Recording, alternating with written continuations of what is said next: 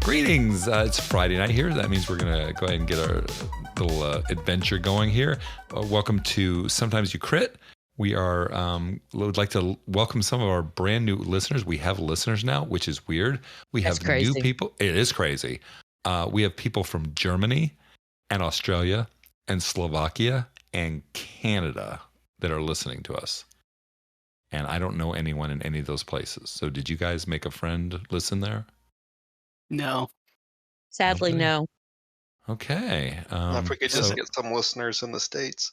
Yeah, they don't like us here. That's the hard part. Yeah, there's a couple other podcasts going on here, but trust me, when we get enough hours, when we get like 40 or 50 hours worth of stuff, and people are like, okay, they're real, they're going to start listening. But we're doing okay. So we're going to go ahead and get started here. I am Jim. I am your DM for this evening. I'm going to introduce everybody here or let them introduce themselves. So first of all, we have Mark. How you doing, Mark? Hello, I'm Mark. I'm playing Fenwith Diddles. He's a halfling, Mark of Healing cleric. He's level 2. And I think that's it, right? Okay. Yep. Sure. All right, Nathan. I am Tunkerbell Twigglysticks, level 2 barbarian fairy. Yeah, rawr. You can see we're very concerned about how serious the names are of the characters. All right, Rebecca. Hi, I'm Rebecca, and I play Maylee Starglow, a level 2 Elven Ranger. All right, and finally we have Rob. Hi, I'm Rob. I play Ichabod, as we decided last game. Not Ichabod, Ichabod, a reborn level 2 artificer, and he looks really weird and like a clockwork. It is definitely Ichabod. We decided that because you couldn't pronounce your own name, so we decided to pronounce it for you. Yep. Not the first time. Exactly. So just like your home games, we said this last week, we're still missing someone. So the person that you only met briefly in our first episode, Chris, he's still not here. And we have decided, since we really don't know exactly his situation, that he's still in Nashville and he's in the parking lot and he can't get out of the parking lot because it was such bad traffic following the hockey game of last weekend. So That's plausible. Does that sound plausible? I think so. That's what we're going with. Well, that's what we're going with. I don't care. So he plays Rhett, who is a 2nd level variant human fighter. We are not going to be playing him in the session. Last week, we got to the inn. He didn't feel well. He had a little tummy ache. He went to bed. And when we woke up the next morning, he was still not feeling well, so he stayed in bed, and everyone went out and adventured without him. So we do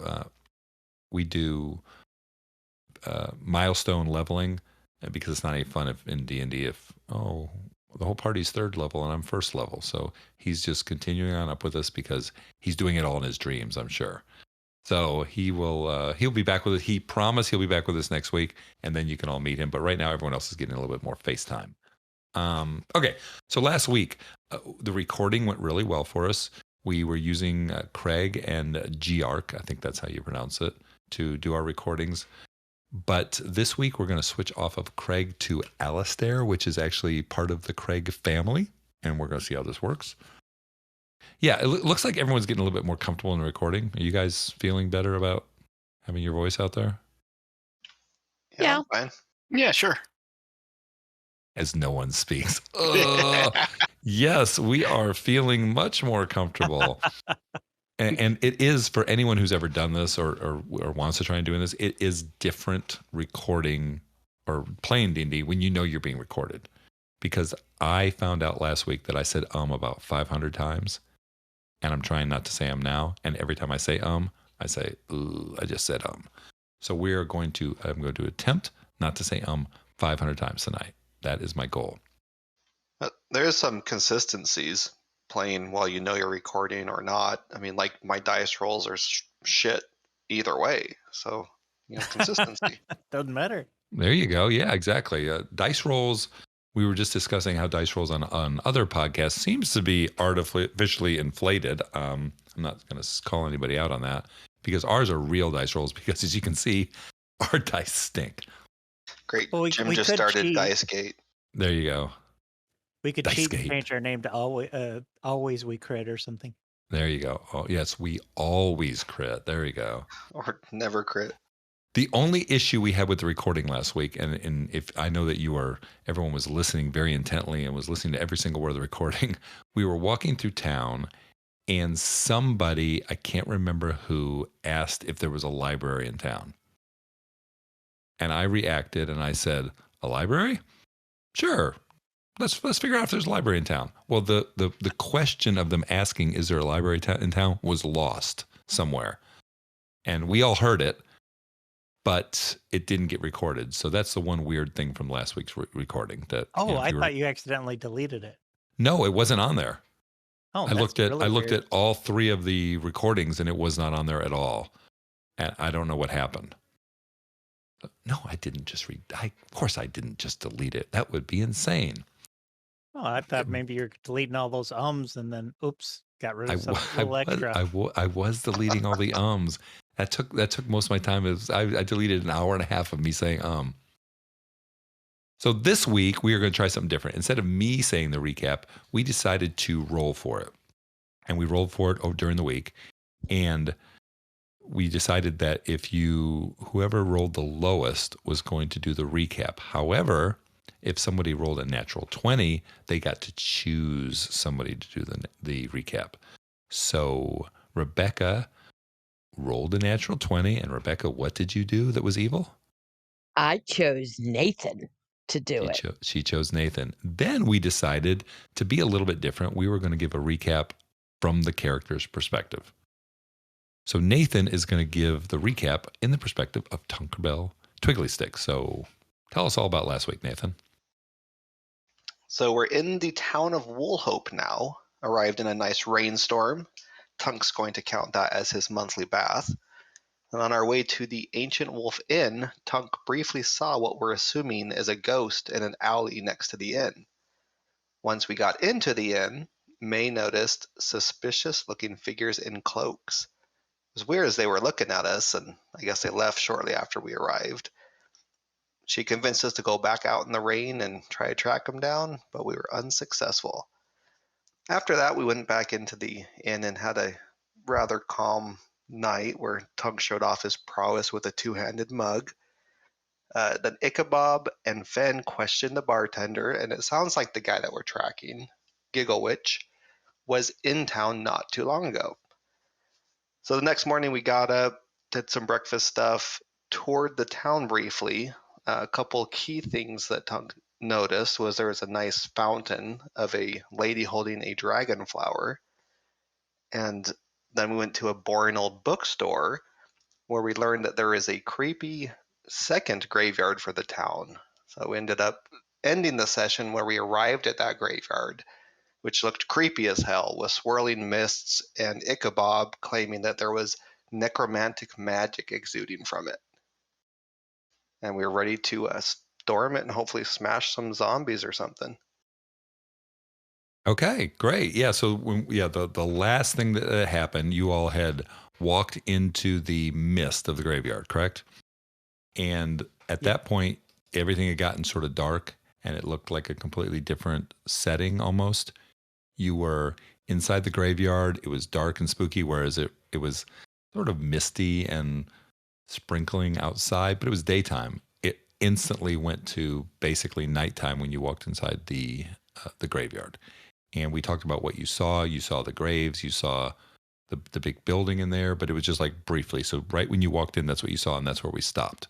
So that's where you're at. What would you all like to do? Roll for initiative. That's not exactly what I was thinking. Well, we got to explore first. I attack the darkness.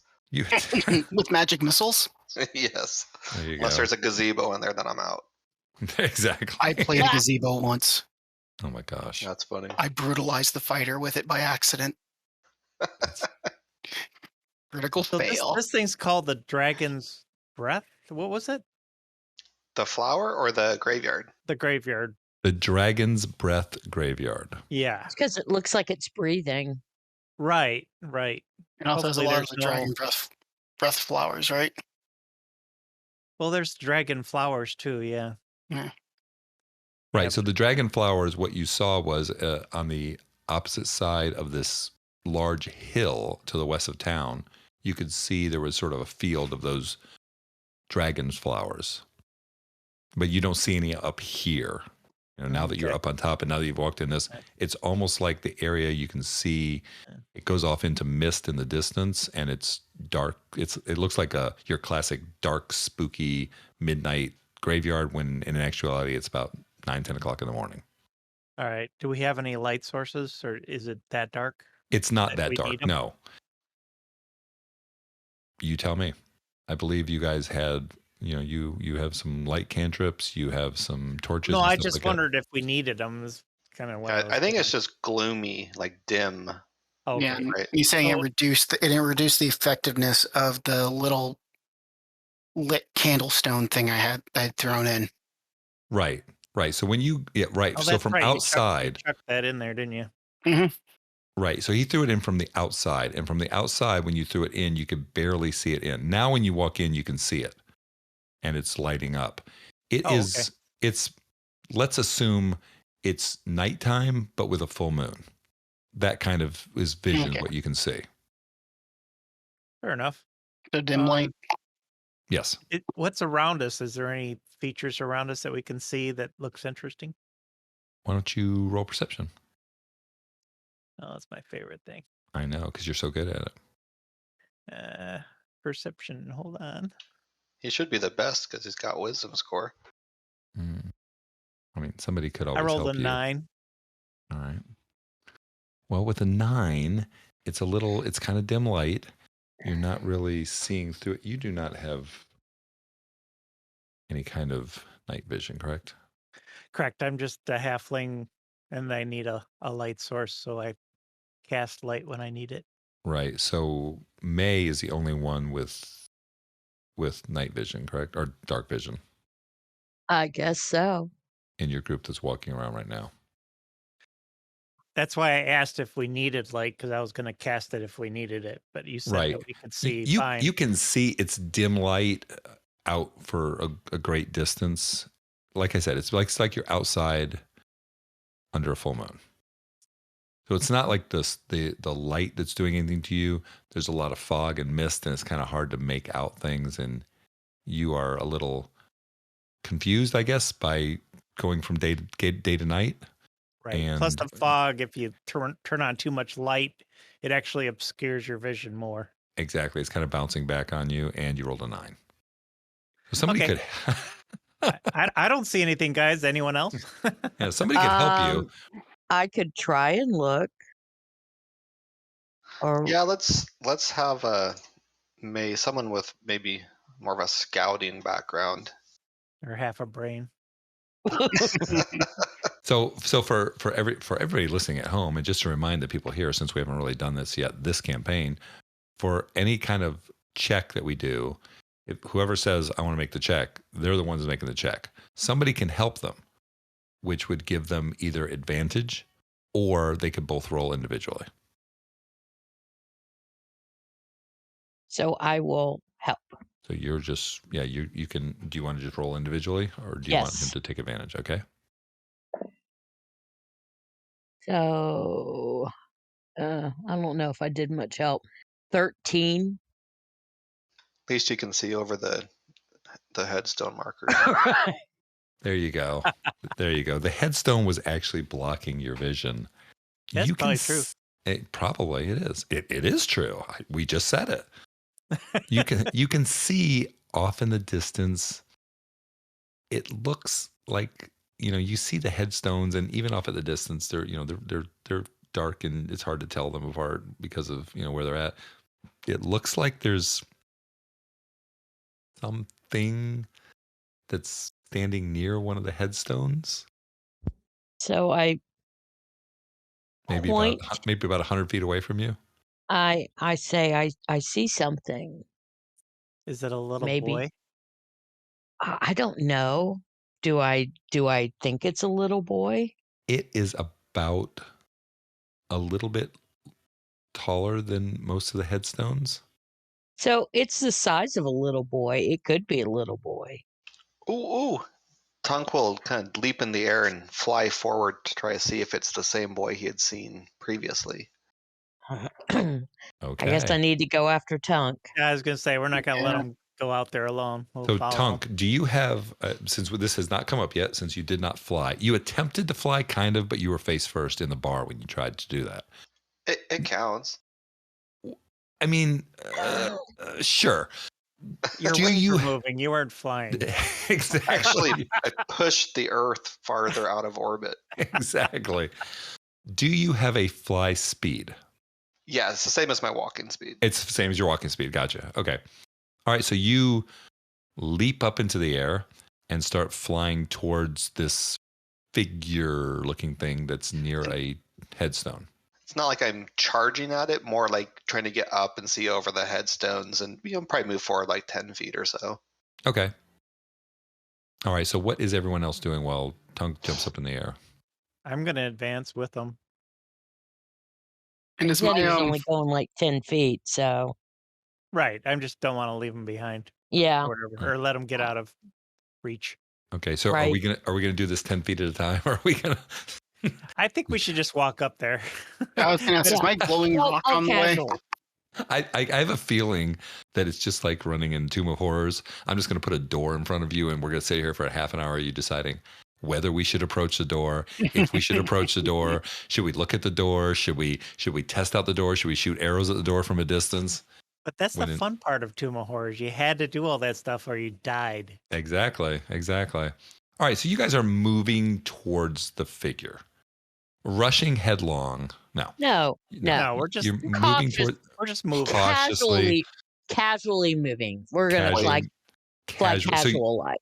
You're whistling while you're doing swinging. it. Non-threatening. Non-threatening. I'm not whistling.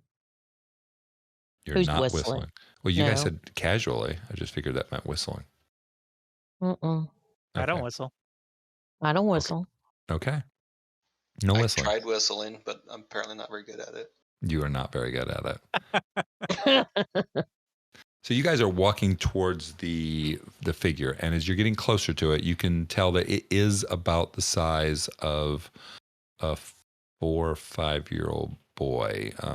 Tunk, this really does look like the character you'd seen before. However, the boy is standing with his back to you, and he seems to be at about 6-8 feet away from a headstone with Not his back for a- to you. From a dug up grave or anything, is it? Well, I mean, as you approach, there does seem to be a hole in front of him between him and the headstone. I'll call Yeah. out to him. Hey, you, little boy, what are you doing in this creepy place? He turns very slowly and looks at you and says, I didn't mean to go down to the river by myself. And now that you see him, there's not, even though it's misty in here, he's drenched. His hair is drenched. He has like twigs in his hair. He's soaked from head to toe, and he's just standing there looking at you. I'm going to whisper to Finn. Can you tell if that's a ghost or a real boy? Well, I could try and turn him. But you don't. There's not a way that you can figure out. Detect undead? I don't Hey, know. Jim. Yes. Has it been 10 minutes since we've started walking up to the fog? You walked into the fog. You started looking around. You went ahead and looked up there. It's probably still within 10 minutes if you walk. Well, you started off at the bottom. It's probably within 10 minutes still. I know what Okay, you're so talking I about. still have the detect magic active. Am I getting any magic from the kid? Detect magic. That will not detect like you were, just because you were talking about undead. That would not detect something like that, correct? Nope, it just would detect. You can use your action to see a faint aura around any creature or object that bears magic. Detect slight bit of magic around him. More the necromantic magic, or That would make Necromantic. sense. Necromantic. okay? I'll try to whisper it, but there's death magic on him. Yeah, unfortunately. Okay, so he's not a real boy. Well, it's Or the his. body. It's the undead body of Jonas, the little boy. The one that was dug up. The one that was drowned and Yeah. dug up. Yeah. So, Let's ask him. Tunk will ask him. Hey, are oh you boy, the Jonas It's kid? obvious. Are you one of the Jonas brothers? Oh no. Why, yes, my name is Jonas. my name is Jonas. Sorry. Oh, you died. That's so sad. Why Tunk. are you here? Yes, I died. I didn't mean to. My mommy told me not to go to the river by myself, but I didn't listen. I was It's not your fault. Accidents happen, and it's very unfortunate that you died. Do you remember how you came back to life? Or how you're back here? I don't think he's alive. That's true. well, I remember trying to swim and I couldn't. And then everything went dark. And then there was a nice lady who tried to, it was so confusing. She seemed to have brought me back, but I don't know. She was there and then she wasn't. But she was a very nice lady. She was trying to help. Can you describe this lady? Well, Do you know her? yes, she lives in town. I think they called her Leilana. She's our town healer. Oh. So why are you here at the grave then instead of at home? Well, I can't get home. No matter where I go, I end up here. And then the little man told me that I should go inside this building. Can I insight check this kid? Sure. I'd like to help. Okay, so do you want to roll your own, or do you want me to roll with advantage? Oh, hell no. Yeah, you roll with advantage. Okay. I'm just chatting this kid up, trying to see if we can find any weakness Yeah. in the story. Wow. With advantage. With advantage, I got an 8. Wow. With advantage. Nice rolling. So you're Yep. talking to someone, you're talking to a small child who has obviously gone through a very traumatic time in his life / death. Right. And you really are having trouble figuring out anything about him. He seems like he's honest, but he's also very shaky when he's saying anything. But it seems like that would be the way somebody would be if they were, oh, I don't know, drowned in a river. Hey, you don't know. I do not know. So he said that an old man is telling him he needs to go in a building. No, he said said a little- he said the little small man, the little man. Oh, the small man. Giggle Oh, wig. And what did the small man's ears look like? Were they weird? Ooh, good question. His ears? Well, his ears were. I don't remember. Ichabod starts rumbling through his pack to dig out the book. I don't really recall his ears. He sort of had a hood up when he was talking to me. Oh. But Did you he go told- into the building? No, he told me that I could go into the building, but I tried and I couldn't get in. Mm. So where's Ilana then? Why'd she leave you here? I don't know. I've tried to go back into town to talk to her, but every time I get there, I just reappear here, outside of this grave. Maybe we should go talk to Ilana for you. That would be nice. Maybe she could help me go back to my mommy. Yeah. Yeah, that'd be good. So, we're not familiar with this town. Where exactly does she work out of? Well, there's a big building sort of in the middle of the town that you can find just by clicking on the town and going to number 2. Oh, It's okay, it's a just past the fountain. I see it. it's sort of a temple. So Yeah. it's Okay, just that makes sense. north of the bridge that we came in. Yeah, I see it. Yes. Yes. Yeah, And okay. Well, we'll she do works that. out of And there. we'll come back and let you know what we find out. All right, because that building won't let me in. Okay. And I guess if I go in the building, I can be with my mommy again. The building here or the building So where Atlanta works? he's referring to and pointing to, there's like a mausoleum. Right. Remember Okay. in the picture? So there's a mausoleum there. And he is keeping on looking over and pointing toward. I should have said that at the beginning. He's pointing over and referring to that for the building he was told he should go into. I was going to say, Ichabod's going to slowly drift over to that building. All right. Just You well, slowly drift over the building. and It is the building is made of stone. There does not appear to be any door that you can see, door or window that you can see on the building, even though the picture I showed you has one.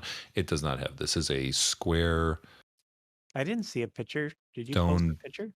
I did post No. a picture. You guys saw it last week. yeah, Oh, Oh, I don't remember seeing it. it was like creepy Cthulhu looking type thing. It should Yeah. it should be in your journal, Yeah, oh. isn't it? Graveyard? Yes. graveyard. Yep. Oh, Graveyard. okay. Yeah. Yeah, graveyard. So it's Oh, it's that I see creepy it now. building, right? It's a creepy building. It looks like a mausoleum, except there's no obvious door or windows on it. And No obvious one. Maybe you can find an. yeah, Is two questions. is your detect magic still up? How close were you on to that? To those 10 minutes? I think we're probably at the end of that. Okay. I wonder if you Um, could see a magic door. I can try that next, but can I try to investigate the surf? Like try to investigate it to look for any hidden openings? Absolutely. Is anyone helping you in this investigation? Tunk will help. He can Everyone's hit like, it with nope. his axe. Nope, not helping at all. That's Okay, what Tunk. Tunk's helping. What? Somebody else needs to roll for me because I've been rolling like shit. Okay. Well, Tunk is I will- actually acting like a familiar now. He just I he's know. doing the help action all the time. I can't roll myself. So it's like give someone else Oh. advantage. Yeah. Well, that worked really good for advantage. So that'd be a 25. Nice. There we go. Okay. 25. So Finally. you walk around this building and you are looking at it and you are staring, and the blocks, they're huge blocks that seem like they were perfectly fitted. There's almost not even a space for the, what is the word I'm looking for? What is Mortar? Grout. mortar? Thank you. Yeah. There's almost no space for mortar. They're so tightly fit together. You walk around the entire building. You are sure that you have looked at everything and you do not see a way in. Oh, I think can't find maybe anything. Maybe we can go talk to Alana and see what's going on there.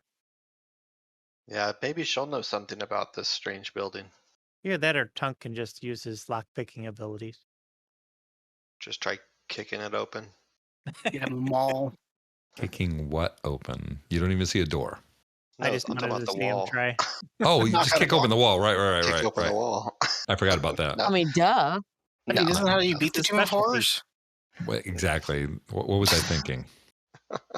What was I thinking? No. So Tunk's gonna go over to the little boy and say, you stay here. We're gonna go talk to Atlanta and see what we can find out. We'll come back, okay? Okay, I'll just stay here. And then he turns and his Oh. back's to.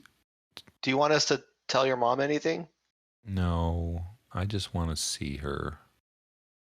And he All turns. right. He turns his back to you, and he just looks back down into the grave. Wow, this is sad.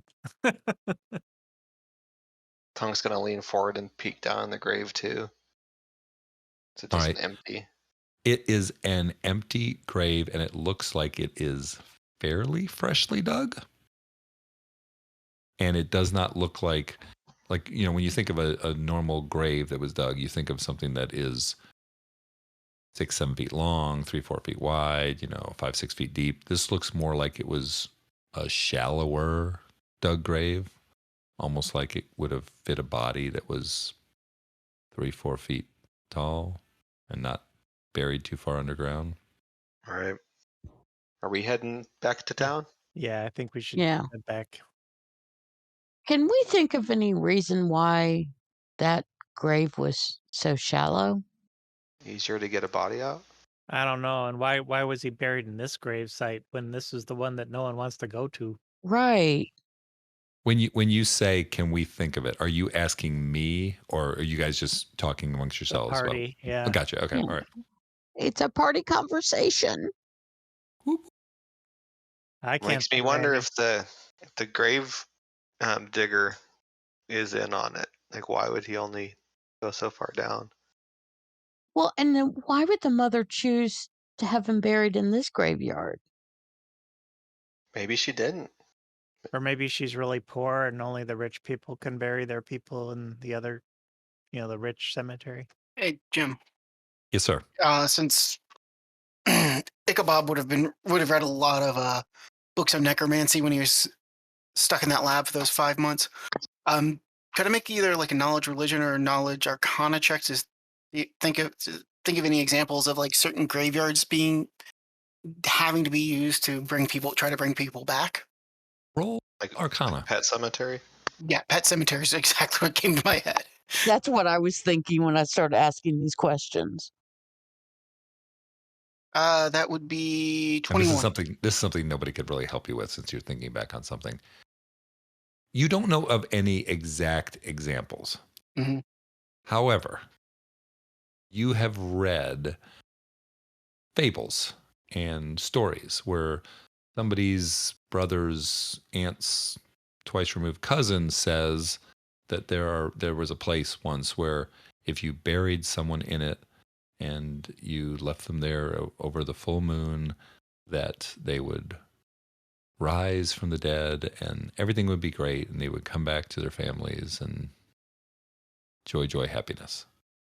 So you have heard stories, not any particular space and nothing that's like firsthand, but you Mhm. have heard stories of things like that. You also, I'll tell you this with the 21, Mhm. since you are a cleric, right? No, I'm an artificer. No, I'm sorry. Who's the cleric? Ben.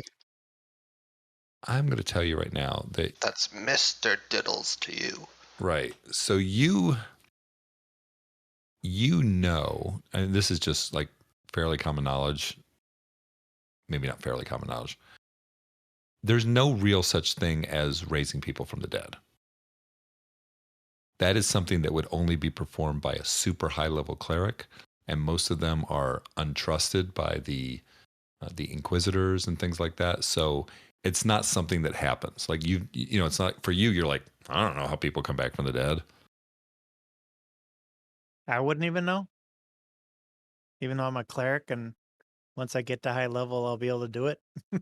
You don't know anything about it, and you don't know if you got to a high level if you could do that. Oh, okay. It's Because just not that's something. like how this world works. Right. That's how this world Right. works. Now, if eventually you get to that level and eventually you can have those spells unlocked, then that's something that you could see. But right now, you don't even know about that because there's no real high level clerics just floating around, like some classic fantasy cities. Okay, well, I've got Right. there's an 18th level cleric here. Just give him 5,000 gold. He'll raise you from the dead. That doesn't exist. That's not a Gotcha. thing. You just don't know about it. If it's happening on the sly, or it's happening in places where it's sort of behind closed doors that would happen if it happens. You mean if we die in combat, we die for real? Actually, you die. Oh no! Not just your characters. This is a hardcore group, man. That's a hardcore Get group. booted from the Discord, never Yeah. to be seen again. I know we talked about it, but there was a thing on Reddit about the one group that if you die in combat, that you have to be kicked off the server and no one's allowed to talk to you again. Jeez, that's Yeah. brutal. That's brutal. That is brutal. Yeah. But we're not doing that. We just will never talk to you again. You can stay on the Discord. Forever screaming into the void. Oh, help me! Well, that'll make Thanksgiving a little bit awkward for Rob and I, but That's I mean, exactly. All right. So, what would you all like to do? I'll tell the party. I remember reading of fables and stories of people thinking that their graveyards, if they buried them at the right time in the right way, that they'll bring them back. But all those stories had it ending perfect and nothing being wrong. So I don't know if that's what this is about, or if this Liana did something wrong. Well, So- let's But go I do think we talk need with to. her.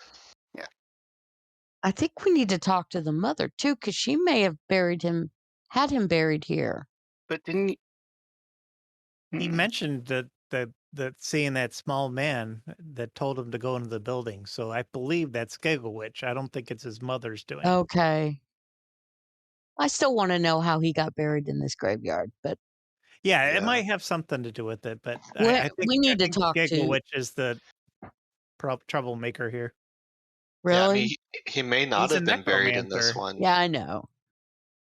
We could find out if he was buried in the other one and someone transplanted him. Okay, so again, we probably need to talk to his mother.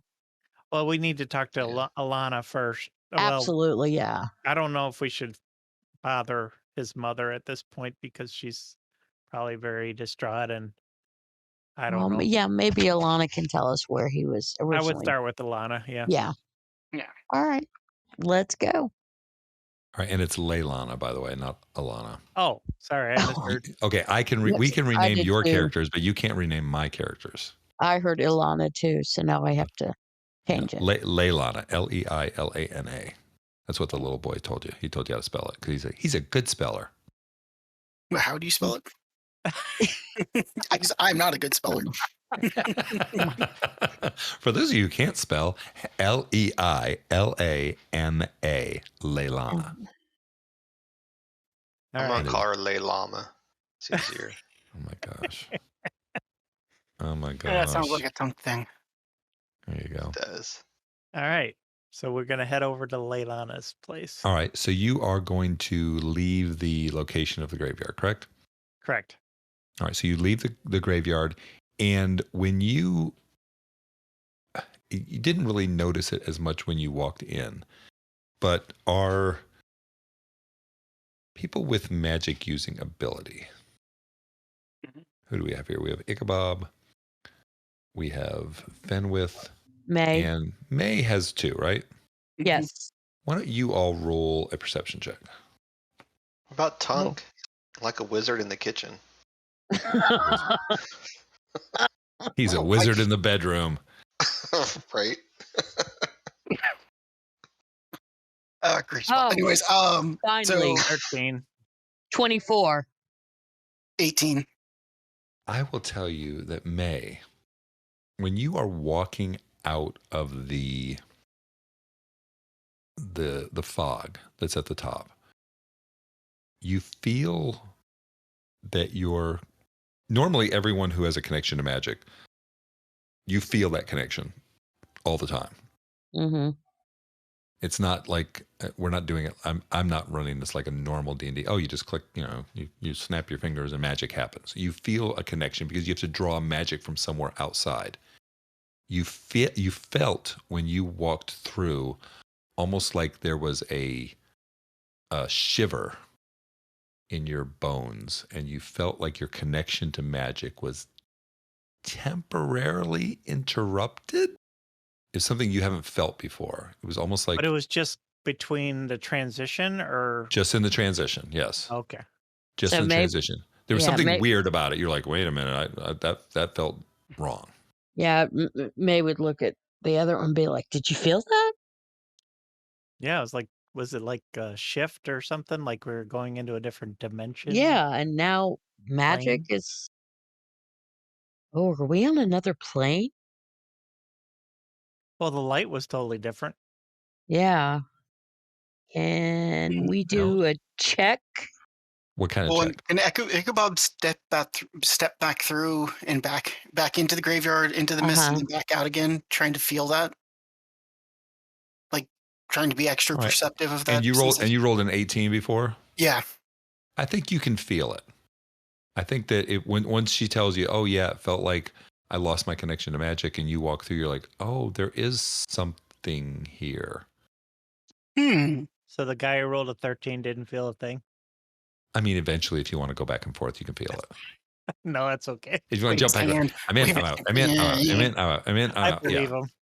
Yeah. You're like, okay, yeah, no, guys, yeah, really, I feel it too. Wink. Okay. Again, Jim, can I pull upon any of the readings I've done about if any of those books that I've read while stuck in the lab, if anything comes across, can I read to see if anything talked about different realms or different planes? Roll Arcana. Okay. And I'm actually going to use one of my race abilities with this, 'cause I just think it's a neat idea. But it's knowledge from past life. When you make an ability check that uses a skill, you can roll a d6 immediately after seeing the number on that d20 and add the number on the d6 to the check. I can use this feature twice per long rest. So you can roll the d20 first, and then I'm going to see how that rolls. Okay. So that was an 11. I'm going to add the d6, 3, 14, 20 for Arcana. Wait, it went from 11 to 20? I have a plus 6. Well, so I rolled an 11, then I rolled the d6, which was a 3, which takes it to 14. Then I have a plus 6. Right. Can you read me that ability one more time, please? Yes. Is there any way you can throw that ability up? Oh, yeah. Sorry about that. I did not realize you had that ability and that knowledge from a past life. That's pretty cool and creepy. Glimpses of the past, perhaps faded memories from ages ago or a previous life. When you make an ability check that uses the skill. That is interesting. All right. And what were you trying to gather? If you came across any writings or any writings on different planes or different realms or anything that would explain losing connection to to magic. All right. Oh, You're to say using- that's what happens when you move to a different plane? Well, more, I'm making a supposition as a player, but more as the character, it'd be like, what the hell just happened? Did I read of anything that would make something like that happen? Okay. All right. So you are thinking about this and your knowledge of past life, and you feel that you yourself in a previous life have traveled between planes. You feel that you traveled between a lot of planes, and that whoever you were in this previous life easily traveled from plane to plane and was not afraid of planar travel because of how powerful you were. And this is that same feeling. That's a different plane. He's going to stare at, just pointing. What? That's someplace different. Are we on a different plane now? No, well, I think we're where we were when we woke up this morning. Is a different plane. So the graveyard is a different. Yeah. Okay. And I guess that's why the fog is breathing back and forth and hanging out, doing something it shouldn't. That's where the different plane is interacting. No, our characters know about the different planes, right? It's like common knowledge. They know that magic is drawn from other places. So, I mean, but like the concept of we could accidentally stumble into another plane isn't completely foreign? It is not completely foreign, no. Okay. It is not completely foreign. And I just want to make sure that we're completely on the same page as this. When I said that you felt that in a previous life that you were super powerful and you walked between planes, I'm not saying that as flavor text. Okay. I'm saying you believe that you have at least one past life where you traveled between planes and were super powerful. All right, I'm gonna make a note of that. Is there any way to determine what plane that was that we were on? You really have to travel between these individual planes, and I don't know if you could tell exactly what it is while you're Okay. in them without research or somebody Okay. telling you, if it was something that you were actually pulling your power from, Right. I would say that you would definitely sense an instant connection to it right then. Well, certain planes have very distinct features. So maybe if you knew about a plane that was all about fog and grave sites. Like a And necromancy. necromantic magic. Yeah. Yeah. I think you're True, safe true. in making a assumption I mean, that Yeah. it's somehow related to death or rebirth. either way. Also, Alright. tells why he's pulled back. Well, it's good to know we're going to be in a different plane when we go back there, but I mean, we still need to talk to Alana or Leilana. Leilana. I'm not going to get Leilana. that right. The, Ever. the little boy pokes his head out of the fog. It's Leilana. He goes back in. Don't butcher her name. I have to spell it phonetically. We know that boy's not trapped in that other plane either because we saw him in town by the tavern. Correct. He said, if you remember when I was telling you, that he has tried to go to different places and he's able to move around, but he tried to go to Leilana and then all of a sudden he just ends up back here. He tried to go to his mom. He ends up back here. So he's like tethered to it, but Yeah. not trapped. But why can he go everywhere else but there? Those two places. Was that a question for me? It's a question for the party. Oh, okay. Well, say party or something. Party. Party. You should insight check the DM. There Yeah. you go. Good idea. He's always lying Let's to us. see. I got D20 a. minus 20. Right? So that's -2. Got it. Completely honest all the time. Yeah. All right, so you're standing outside of the graveyard. I You've really gone want to out. go to the church, okay? Yeah, let's go to the church. Yeah, let's go. Let's go to the church. Find out that it's a necromancy worshipping priest hiding as a healer. Priestess. Priestess. Yep, sorry. Right. So when you get out, like I said, you went in here. It was, like I said, it was like 9, 10 o'clock in the morning. When you come out, you notice that I think it would be pretty obvious that the sun seems to be in a different position in the sky. It seems much later than when you walked in. And it was just a few minutes ago. Yeah, you were inside there for, counting the inspection of the structure, you were inside there less than a half an hour or so. Okay, So time moves.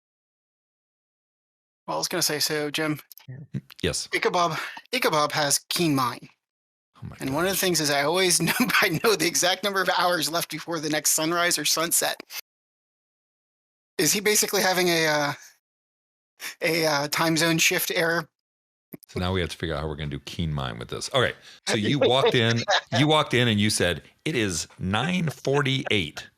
You walked out and you went, wait, whoa. I don't think it tells you the time of another realm. It would just say like the realm that you're familiar with. You always would know. Right. But now, right now you've walked back out of there. So when you Yeah. walked in, you knew we're going to give us a time of 9:48. When you walked out, it was 3:54. So about 4 hours, excuse me. Yeah. 7 hours had taken place. Am I right? About Wait, so 7 we hours lost have taken time? place. Like You 6, 7 lost hours. 7 hours. You were inside of there for 7 hours of time on the prime. Does that make sense? Yeah. Yes. As we're walking, Ichabod's going to be counting on his fingers. Guys, we lost 7 hours. Yeah, it's like time runs slower in that shadow plane. Or whatever. Time runs faster. Faster. So we don't want to spend much time in there. Okay. All right. Okay. All right. We really need to get to Leilana. Yeah. Leilana. All right. So you're going to walk over towards the center of town, I'm assuming? Yeah. Just sort of Yeah. cutting through. All right. So as you're going through town, you can, there's the main sort of thoroughfare that you walk down, which I'm going to go ahead and ping it on the map where everyone else can see. But, you guys at home can't play along, but there's a map. And they're walking, and you're basically going to be cutting across it. And the inn is to your left. The fountain is straight ahead, and past the fountain and to the right would be the temple.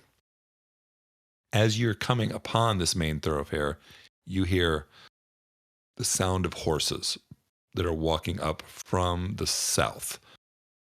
So like coming from the bridge area. And you see these, and you can hear the horses coming. And you see 6 horses, and there are 6 gentlemen riding these. And there's the 5 in the back who are outfitted in sort of a silvery plate mail. And then there is the gentleman who is in the front, who seems to be leading them. And he has a red chainmail and a black cape. And as they're coming by you all, they're not right next to you all, but as they're coming by you all, the magical users, all 3 of you roll a constitution check. Oh, man. Yeah, I know. Now, I'm a cleric. Is that really magic? It is magic. You are drawing your power from another realm. It's divine power. Everybody's drawing their power from another realm. And it's not disease or poison effect, right? It's not disease or poison. Can I help them? No, you cannot. Oh. It's con save or con Con check? save? It is a constitution save. Okay. I rolled a 17. Okay. I rolled a nat 1, so Okay. sometimes you critically fail. Mm-hmm. Sometimes you crit. We did not say hit or miss. So That is Right. true. true. I rolled a 21. All right. So the 2 that passed their save, as he rides by and you are looking at him, you feel a little nauseous. And that sort of break from your magic that you felt in the graveyard, it's almost like there's a walking break from magic around him. Like you can feel that magic is sort of shifting. The ability to grasp magic is shifting around him. Wonderful. May, you literally get ill from this. You Like, am I feel thrown up in the street? growing up, you turn Yeah. and start vomiting Ugh. because it is so overwhelming. You can feel your connection to magic. It wasn't, before it was sort of a little shimmer, like, oh, there was weird when I walked through this. This is a break from magic. And it seems to be traveling around this gentleman who's riding through the town. He's a tall human. He has a white mustache and a white flowing hair. He has like I said, a red chainmail and a black cape on, and he has a long sword with sort of a red pommel on it, hanging from his side. Does this shield say Inquisitor on it? Nothing says Inquisitor on it. Do you have insignia on? The word Inquisitor is not on it. He does not have an insignia on him that you can see. Uh-huh. I go over to May and put my hand on her leg, try to steady her. Say, I knew those flat cakes were bad. You're right, Tunk. You're so right. Next time, I'll make breakfast. Okay.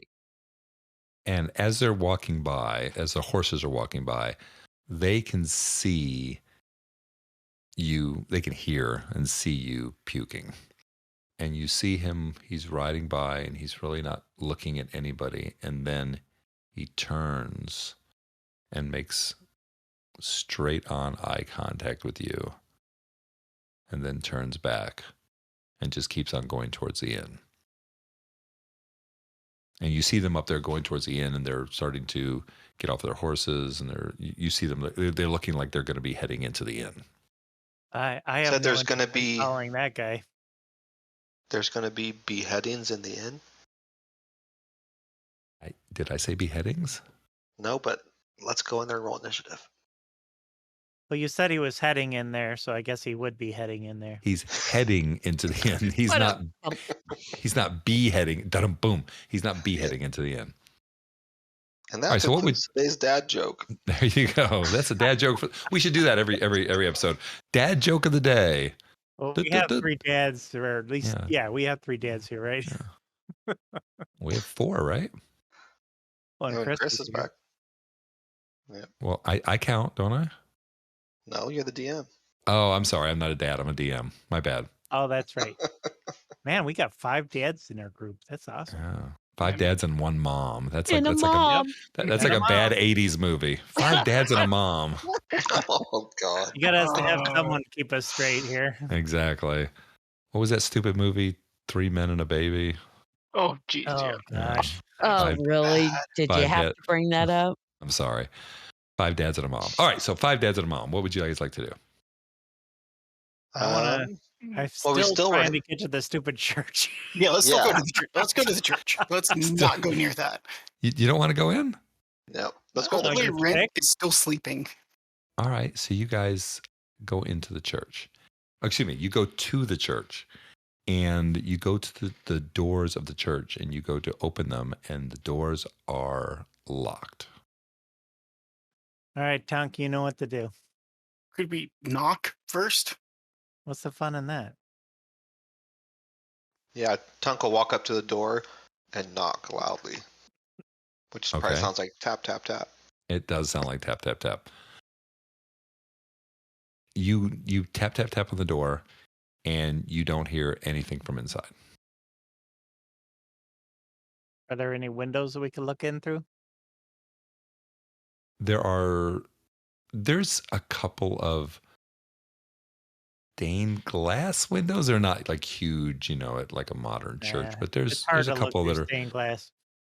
Well, they're obviously closed. Is there like a church house next door? I forget what those things are called, but where the cleric lives. There's a name for that. Is that a cloister? Am I making that up? That's for nuns. That's for nuns, right? Okay. Maybe that's where the priest hangs out. All right. So nothing that seems attached to the church. It seems like the church is all its own building that's has everything with it. Is there windows? Okay. Stained glass. All right. Can we look through them? You could try. All right. I will try to look through it. You're going to fly up to them? There's stained glass. You're going to look through stained glass. He can probably fly up to the bell tower and go in that way. Yeah. It's true. You can I might do that instead. Okay. What do you want to do? Now you're breaking and entering. I'll go to the bell tower. I'm not going to break anything. I'm just going to enter. Okay. You go up to the bell tower and you fly up there and you can see that there is a trap door, obvious trap door, the way you come up and down to this, that is there. All right. And there's a bell. It's not like a gigantic bell. It's not like the Liberty Bell, but there's a bell. It's a good sized bell. It's big enough to everybody in the town could probably hear it. I will not ring the bell. I'll try to open the trapdoor, see if it'll open at all. All right. You try to open it, and it appears to be bolted from the other side. Oh. All right. I fly back down. Like, no, can't get in that way. All right. Why don't we stop by the library? Maybe the librarian would know when they're normally open. Oh, that's true. All right. We'll walk over there. It's right next door, right? Yes, it's across the street over there. So you'd like to All walk right. over there? Yep. All righty. So you walk across the street, and the little old lady is still there. Oh, hello, hello. Are you back for another book so soon? I gave you some really good ones. Hopefully, you've read them. Well, speaking of good books, we were wondering if you knew when the church next door was open. That was a good one. Oh, well, that's sort of hard to say because she's been kind of out of sorts lately. She hasn't been out in a couple weeks. Oh, really? Yes. Leilana? Seems like is anyone checked on her? Yeah, Leilana, she hasn't been. Well, she took the death of little Jonas very hard. She had to do the burial, and she's been locked inside there for the last 2 weeks. Just hasn't come out. She Eventually, hasn't I'm left sure the she building will. in 2 weeks. Well, as far as I know, I'm not like a busybody, but I do keep my eye on places around here. So, Yeah. But Well, nobody's gone in and Nobody's checked on gone. her? yeah, that sounds like she might be in trouble. well, no, that's her home, and we're gonna give her space. I'm sure everything's fine. And So she hasn't gone out to the shops or anything. Is there a shop around here that you would go to for your daily, milk and food and stuff? Yes, there's the marketplace. I've been in the marketplace a lot. I haven't Yeah. seen her. People have talked about it. She's just sort of. We Okay. feel she just needs her space. So Mm. nobody's worried that she's been there for 2 weeks and you don't know if she has any food? Nobody's worried about that? You're just worried about her having space? Hmm, excellent point. The food thing. Um, you know, we see lights on in there at night, so we know she's still there. All And right. Or Maybe you we know should stop by the someone market. is there? Yeah, somebody's there, but let's stop by the market and see if they've seen her because she has to get food. And food doesn't last that long around here. Uh-uh. before we leave, though, um, you told us about the old graveyard up on the hill.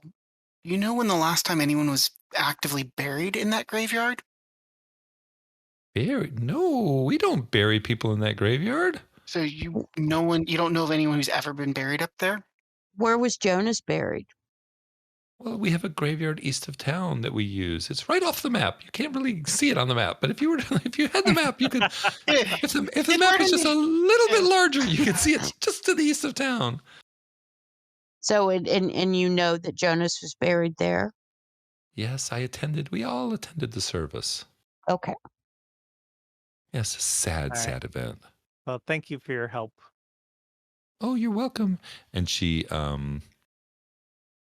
looks over at Ichabod. She goes, "Now remember, that's a very good book you have. You make sure that you read that thing." Okay. While we're walking to the market, can Ichabod pull the book out and start thumbing through it? Sure. Yeah. All right. Roll a dex check. Roll a dex check.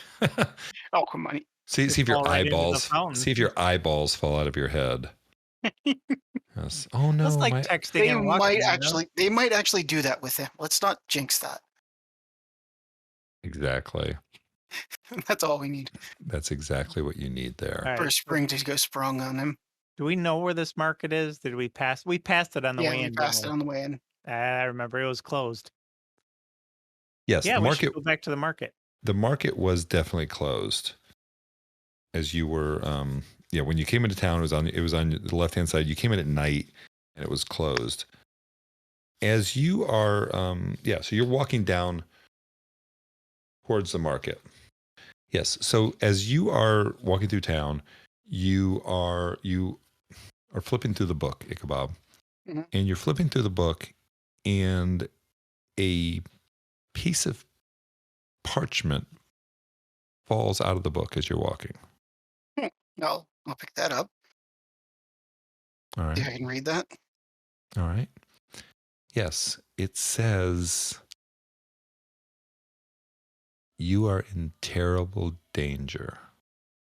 Meet me at the stable tonight at 10." It's I'm gonna- what time right now? It was, let me see, it was almost 4 o'clock when you guys got in. You were walking around. It's 4:30, maybe 5 o'clock. That's We're ominous. gonna show that to everyone and carefully put the note back in the book and put the book back into the bag of holding. Shall we see what that's about? Yes, but I think let's first see what's. We probably Well, still it's want to make sure we get starting. some It's food it's not today. dark yet, but it's starting to be nightfall. Just let you know, it's not dark, but Yeah. it's early evening. You know, things are still open. I just want to give you guys make sure you know about where you're at time wise. Well, do we think that note's for us, or was it from like a previous owner of the book? And I it's think years old. I think it's for us because the librarian kept hinting that I need to read a book about how to farm. Hmm. That's Anyone like to interesting. investigate the note? Sure, I guess I can investigate the note before I put it Sure, away. you can get somebody to help you look at it. Just to, I will help him. all right. You are very helpful today. I am. Yes, thank you for helping me. The I'm gonna stand on party's my- familiar. We'll help you. I'm gonna So stand on that's my a tippy 24. toes Kinda and looks hold the like one. flashlight. Okay, what was the roll? 24. 24. Yeah. You can see with Tunk's great assistance ability over your shoulder Holding a that torch. this looks like a very recently written note within the last 24 hours. It doesn't look like an ancient piece of parchment that fell out of it that's been in there for hundreds of years. Let's put it that way. It looks Does very it look recent. like a female's handwriting? Does it look like it was hastily written? With You guys have all the questions, don't you? Yeah. So Well- with you said 24, right? 24. 24, it appears to be a female's handwriting and hastily written. I would not say that it was all the curly cues aren't there. So it was done relatively quickly. Now, I'd also say anyone who's standing near Ichabod while he's investigating the note is probably hearing little tiny gears whirring. Like a camera changing its aperture. What is, Tonk's dude, gonna tap what on the is side of going his head. on with you? I don't know. It just does that. What was Tunk doing? Just tapping on the side of his head. What side of my head? Stop that. Stop that. I'm over your right shoulder. So yeah, Like the side of the head or the back of the head? the side. Like I hearing the worry and just kind of like tapping. Okay, then it feels like What's flesh and going bone. on in there? It feels like normal flesh and bone. Nothing strange. Okay. Yeah. Your head. I'm strange at all. I'm still trying to get a grip on your character. What he is. So he is flesh and bone with gears and stuff inside of him. Yeah, inside of him and on the outside of him, like all of his internal organs are clockwork. The back of his head that he keeps hidden behind a cloak is actually a metal plate. Again, I don't know if you remember RoboCop or the Borg Queen scene in Star Trek. Which one? The last one's with Picard. Nemesis? Yeah, Nemesis, when the Borg Queen's being Yeah. lowered into the body. Mm-hmm. Think of it kind of like that. Kind of Okay. not. Kind of like like half body, like half of his human body, half of a. You're half and half, basically. Yeah, I'm half and half, but not like completely. It's not like an even straight line. It's like bits and pieces of him are there, and bits and pieces of him aren't there. Gotcha. Mhm. If you were to say there is more human or more human or more machine, more man or more machine, Just barely more man. barely more man. Okay. Yeah. All right. So barely more man is having his head tapped on, and you guys are walking towards the market. Now you get into the market, And it's like I said, it's late. The vendors are still open. It's a relatively small market area. It's for this little town. There's people who are selling different kind of meats and cheeses. There are people who are selling sort of vegetables. It's that kind of a marketplace. There's a few places that have like little objects that they've created, that they've made. It's nothing big. It's kind of like your average sort of farmer's market. All right, let's go up to the vendors and ask about Leilana. Okay. All right, so you go up to first man you see. He's selling some meats. He's, yes, come. I have meats for everyone. Come, take my meats. Yeah, I'd like to buy some dried meats if you have any. I have plenty of dried meats. How much dried meats would you want? Oh, I'll take about a couple of pounds. A couple of pounds. Well, since I haven't done a dried meat to gold ratio thing here, would you like to buy a gold piece worth of dried meats? Absolutely, that sounds perfect. That's perfect. Here you go. Here is a gold piece worth of dried meat. It's a pretty good, it's a hefty bag of dried meats that you're getting. That's perfect. Thank you. Yes, And yes. we were concerned about Leilana. I heard that no one's seen her in a couple of weeks. Has she been by to buy food? Oh no, Leilana has not been here.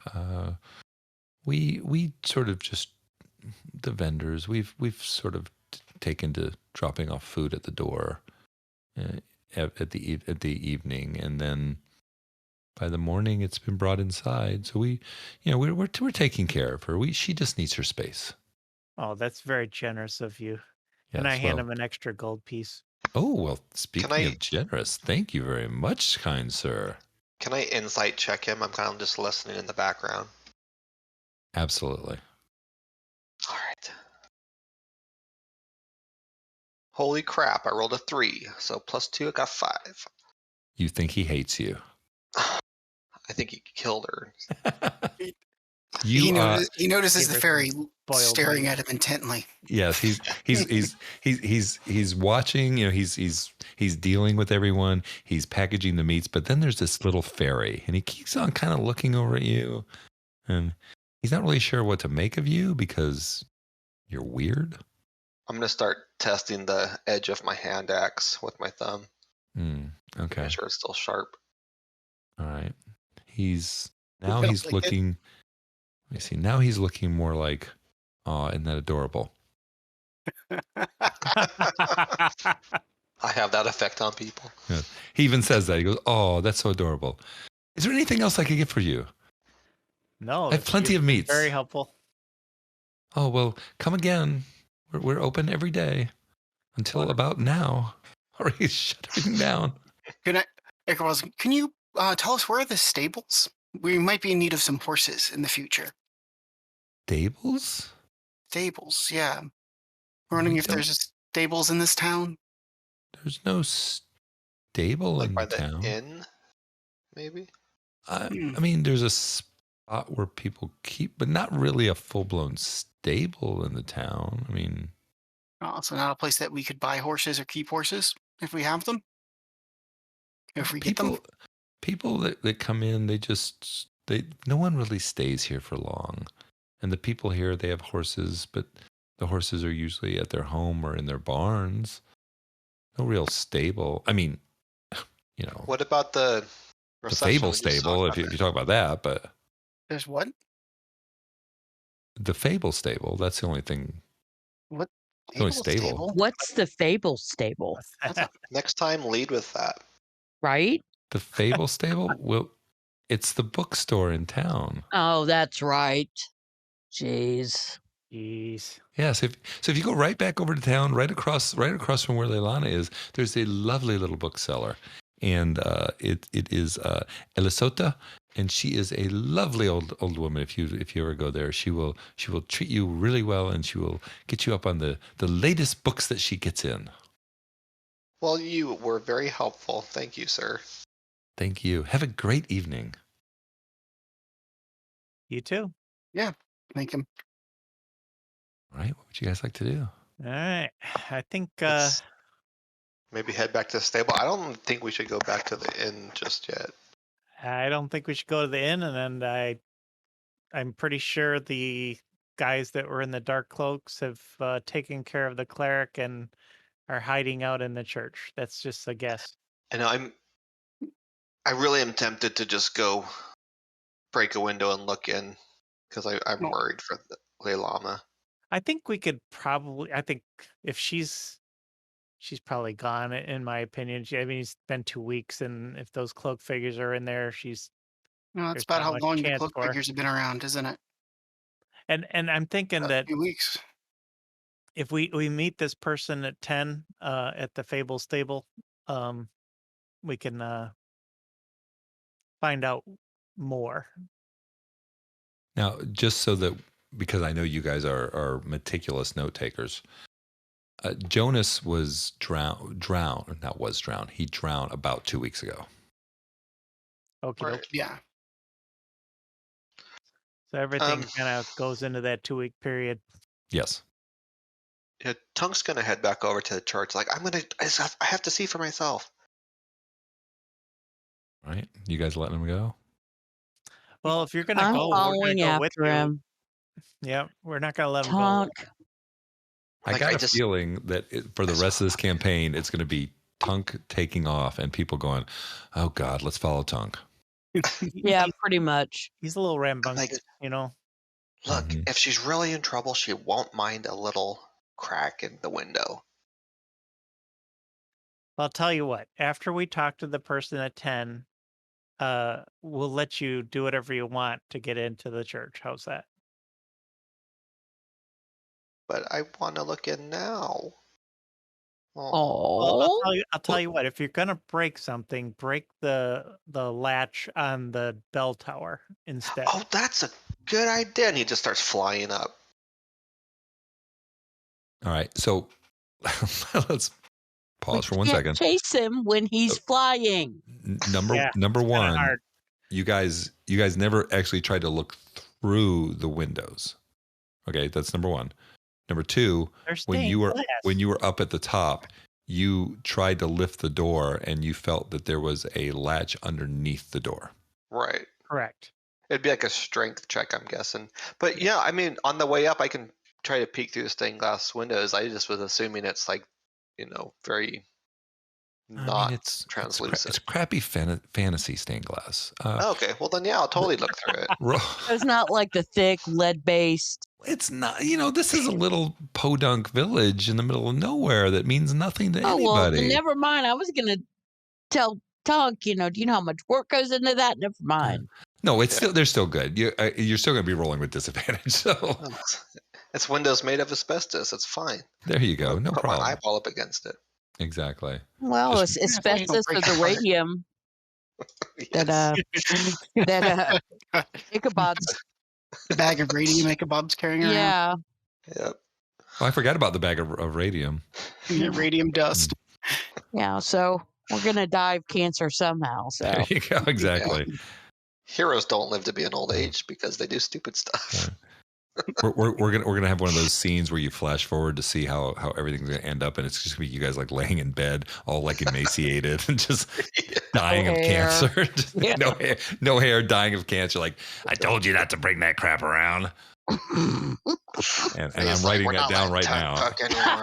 I'm writing that down right now so I can remember to do that later on. Okay, so you're gonna try and take a look. So roll a perception with disadvantage. You hate me. That's my dice that hate me. Can we help him? Mhm. Well, he had to fly up to kind of see into the Okay. window. All right, So let's see. It can't be that bad, but right? you can do it, Tonk. All right, so an 8. I rolled a 6 and a Yeah. 19. you know what? These windows maybe are a little bit better than I thought they were. They're really I'm going hard to take to the hand of my hand axe or the handle, just kind of try to crack a little hole in it, Not in the glass, you goofball. Go to like on the edge. the bell tower. Like try to I knock out know. one of the smaller pieces. Yeah, that's what I'm trying to do. boy. Just like a little tink. Okay. Let's And I'll kind of look down roll- at Finn and be like, nah. and then tink. Okay, hold on a second. So doesn't desecrating translate a well. church? Was that your tongue being stuck out? Yes. Gotcha. Like, All right, I'm so you gonna save her. pull out your battle axe No, and you my try hand and axe. your hand axe and you try to tap on the glass in order to break the glass. Right, just with the handle part of it, just But not that's like your the little tiny part. But that's your goal, is to break the glass. Just a little piece. I'm trying to do as minimum damage as possible. I command him to stop. Do you want to try that? Yeah, You want to command? Wait. absolutely. Okay. I feel very strongly against this. All right. And see, Tunk being chaotic good doesn't really care as long as he can save her. Exactly, but I'm doing a spell command. Right. He's casting command on you. I know. So let's go ahead and roll. What is the save for command? It's charisma. Oh, Oh wait, there it is right there. Wisdom. Oh, wisdom. Okay. Wisdom DC 13. All right, so I okay. need to make Yep, a DC 13. Wisdom save. Okay. I'd like to use my with DM disadvantage. inspiration. He's going to use his inspiration. Okay. I'm using my inspiration against him. I don't think you can Ooh. anti-inspiration. Yeah. What? Why not? We both have inspiration, and we can No. give it to others. You can give it. You can't take it away from others. Here we go. 2d20. Don't let me down. Mother. I have a +0. And I rolled a 3 and a 10. Awesome. Okay. So I fell. I'm like getting ready to crack it. And then what do you do? I just say stop. I stop. I'm like, All right. Yes, you pull it out. glare down at you. Right. What? Just open can't the see bell through tower door. Don't break the glass. Fine. Fine. I like loudly whisper, fine. And I'll fly up to the top. Jim, while this is all going on, could Ichabod just take a quick look around to make sure like no one's watching us do this? Sure. Roll perception. Okay. Anyone else We going don't to look need around to too? look out. No, I'm watching tongue. Let's be Okay. real. Okay. So Ichabod. Okay, I'm having really good rolls. I rolled an 18. I got a +2, so that's 20. All right. I mean, there's a couple people in the street. But like, are any of them like staring at us? I mean, they're not staring at you. You guys are at the church, and you got a fairy flying up in the air with a hand axe in his hand, going at a window, and then he decides to keep on flying up. So yeah, people are looking. Get to the top. Oh, I found my contact. Coming back down. Punk, people are watching. Oh, okay. And so like I'll get in the bell tower and I'll just kind of like hunker down and hide. Hide, just break the stupid door. All right. So people have definitely stopped and are watching. And then I'll kind of yell over, "Tell me when they're gone." So May will look at him. What? We're very concerned about Ilana. We haven't seen her in a couple weeks, so we just want to make sure she's okay. Right. And the people are kind of talking to each other off to the side. You're welcome to help us. And one of them sort of walks away kind of quickly towards the south. Okay, Okay. Tom's going to seize upon the opportunity. Try to rip the door open. Go, Okay, Tunk. So what are you trying to do the guards exactly? are, right? So you said it was bolted. So basically, Tunk is going to try to put all his fairy might to Yeah, you're good gonna have use. to bash it down. And what he wants to try to rip it open, like to pull up so hard it breaks the latch inside. Do you have a crowbar? I have muscles of crow size. I don't know. You needed. I don't have a crowbar. Oh, I would say without having some means to do it, like something to give you, support, that it would be a strength check at disadvantage. I give you inspiration. Oh, thanks. Now we both lost ours for no reason. And that's how inspiration should work. Okay, so let me get 2 different d20s. Or no, I should be a single d20. Now it's not at a disadvantage. Now it's just straight roll. It's straight roll. So strength One roll. check, right? Strength check. Can I use my athletics and kind of like put my back into it and lift properly. Sure. Yes. All right, I get a +5 then. It's cockeyed. Hold on. The joys of rolling with real dice. All right. I have a hammer and a python. Would that help? I got a modified. It's a 21. Ooh. All right. You good, right? pull and you lean and you. I even And it grunt a little.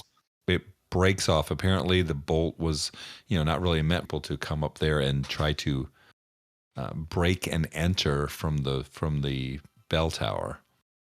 And you bust it open, and you see a set of stairs leading down.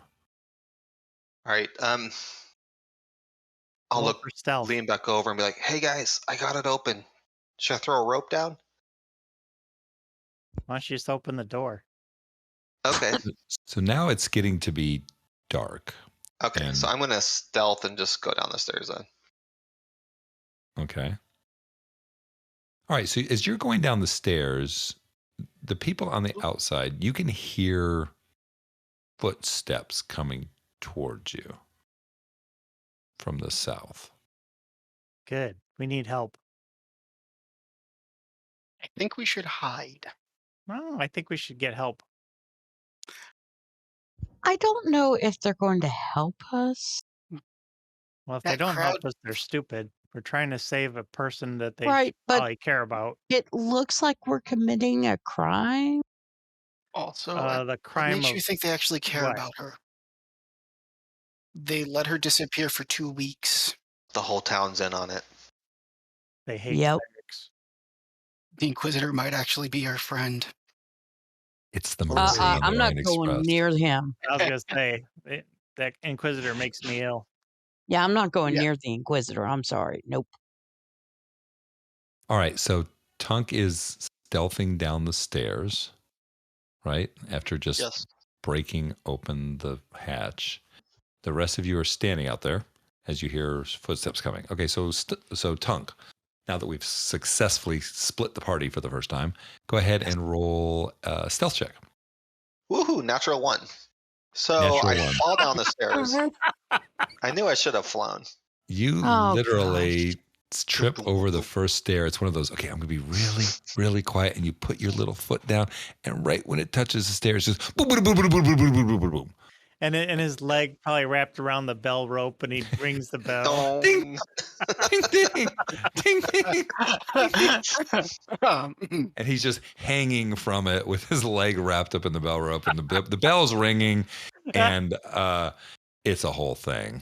Meanwhile, on the outside, there's some guards coming up to you all. Yeah. So what is going on here? That is exactly what we need you to help us find out. Well, we were just told by some citizens that you are breaking and entering into our temple, and that is not a good thing. We think there's some baddies in there. Well, why is the bell ringing? They sounding the alarm to try and get your attention so you can do your job. Well, Aries. you have our Aries is why it's ringing. attention. Why Wonderful. are you breaking you need and to entering? get into this church right away and help the cleric who is probably imprisoned or dead. Leilana? Imprisoned or dead? That's ridiculous. No one has seen her in 2 weeks. And She those just cloaked needs her figures that space. have been hanging out at the bar. They're probably inside right now feasting on her. She just needs her space. Why does everyone say that? She suffered a very traumatic episode having to bury poor little Persuasion Jonas. Okay, so the bell just rung. Don't you think she would have come out if she was alive or not imprisoned? Oh, persuasion. Okay, probably the worst thing I can do. Can I give him can Ichabod try to give him advantage to it? How are you giving him advantage? What are you going to say to give him advantage? Oh no, I'm gonna give him.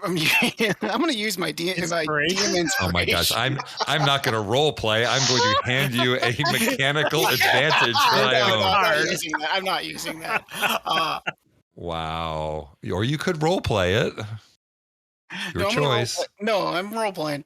Okay. You all seem very okay with her disappearing on some type of idea of trauma from burying this child.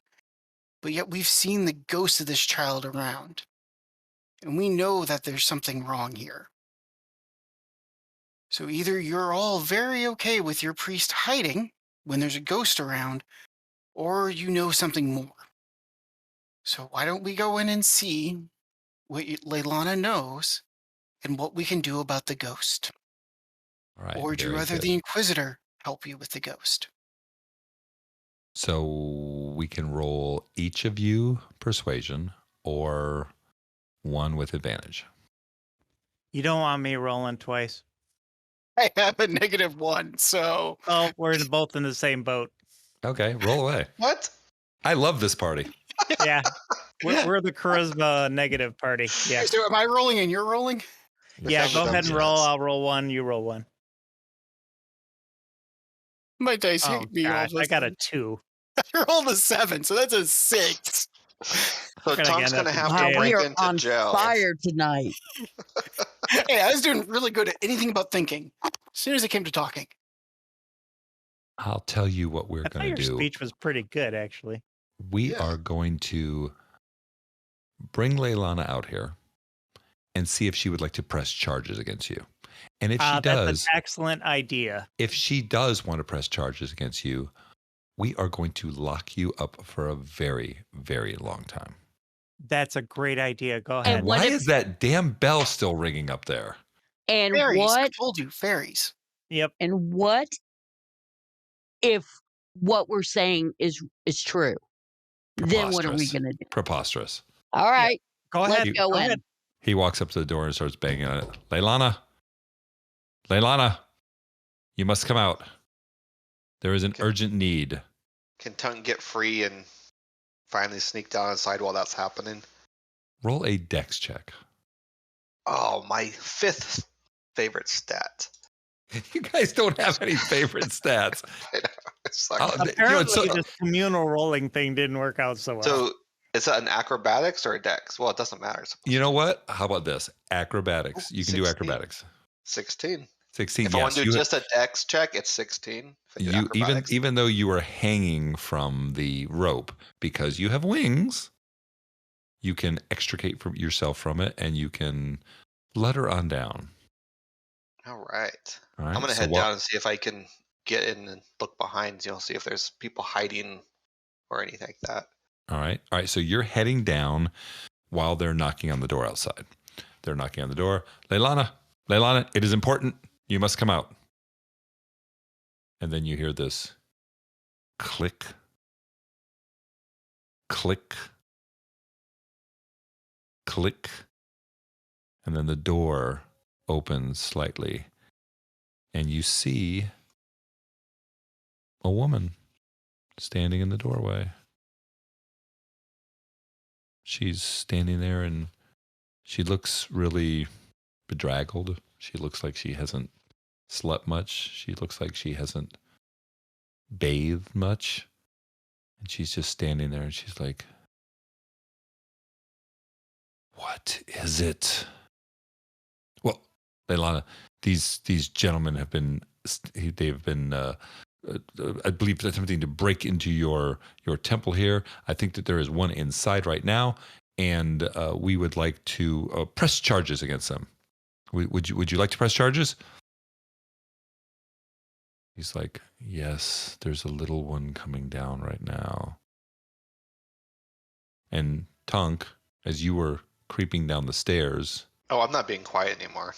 okay, as you were slamming your body down the stairs, which still is Yes. creeping because you're a fairy, you hear her say, "Little one, please come over here now." All right, and as I will walk up to her, and as I'm walking, I'm looking to the sides and be like, "Is there any bad guys in here you need me to take care of?" You're walking through, it looks like a pretty open plan church where there's pews, there's an altar, blah, blah, blah. You don't see anybody in there. You see, roll perception as you're walking through. All right. No, I will not. That's my second natural one today. Second natural one day. We're It's rolling dark and crits all over the it's place. because it's dark outside. She really doesn't have any candles lit yet inside. It's really dark. You're walking through. You don't really see much. You don't see anybody in there besides her. And you come to All the right. doorway, and she's standing there, and she's just sort of looking at you. And are you going to walk outside? No, I look up there and it's like, well, after I talked to Jonas, I thought you were in trouble. And I just kind of like shrug. Jonas told us he's tried to come talk Roll to you, but he keeps failing. roll persuasion. All right. 17. That's with a -1. So she stops when you say Jonas, and she says, "Oh, officer, these people are fine. Just carry on. Thank you very much for looking out for me." He said, "Well, madam, they've broken into you." No, it is fine. It is fine. Please. Have a good evening, sir. Like, all right, well, I'm gonna keep my eyes on you. And he kind of does the 2 fingers in the eye, 2 fingers towards you thing. And then they walk away. And she says, "Come in. Shut the door behind you." Okay, so you guys coming in? Yeah, I will Sure. stay Yep. inside. Why Well, not? as I'm, Okay. Yes. as I'm walking inside, I'm going to pull out one of my stones and coat it with my magical dust to make it into a candle. My radium dust. Okay. So Milana had 1 hit point left. She dies. you're irradiating the place. That's good. Well, That's you've good. I already mean, got asbestos from the windows, so That's true. oh, and lead. Don't forget all the lead in those windows. There Oh you yeah. go. So don't Tons lick of the lead. windows, okay? Don't lick There them. you go. It was colorful. I thought it was candy. You got to make a save versus lead. And there's probably poisoning. arsenic in the glass to make the colors too. And yeah, I will tell you, somewhere along the way, there will be a poison in this game, and it will be lead poisoning. I will tell you that right now.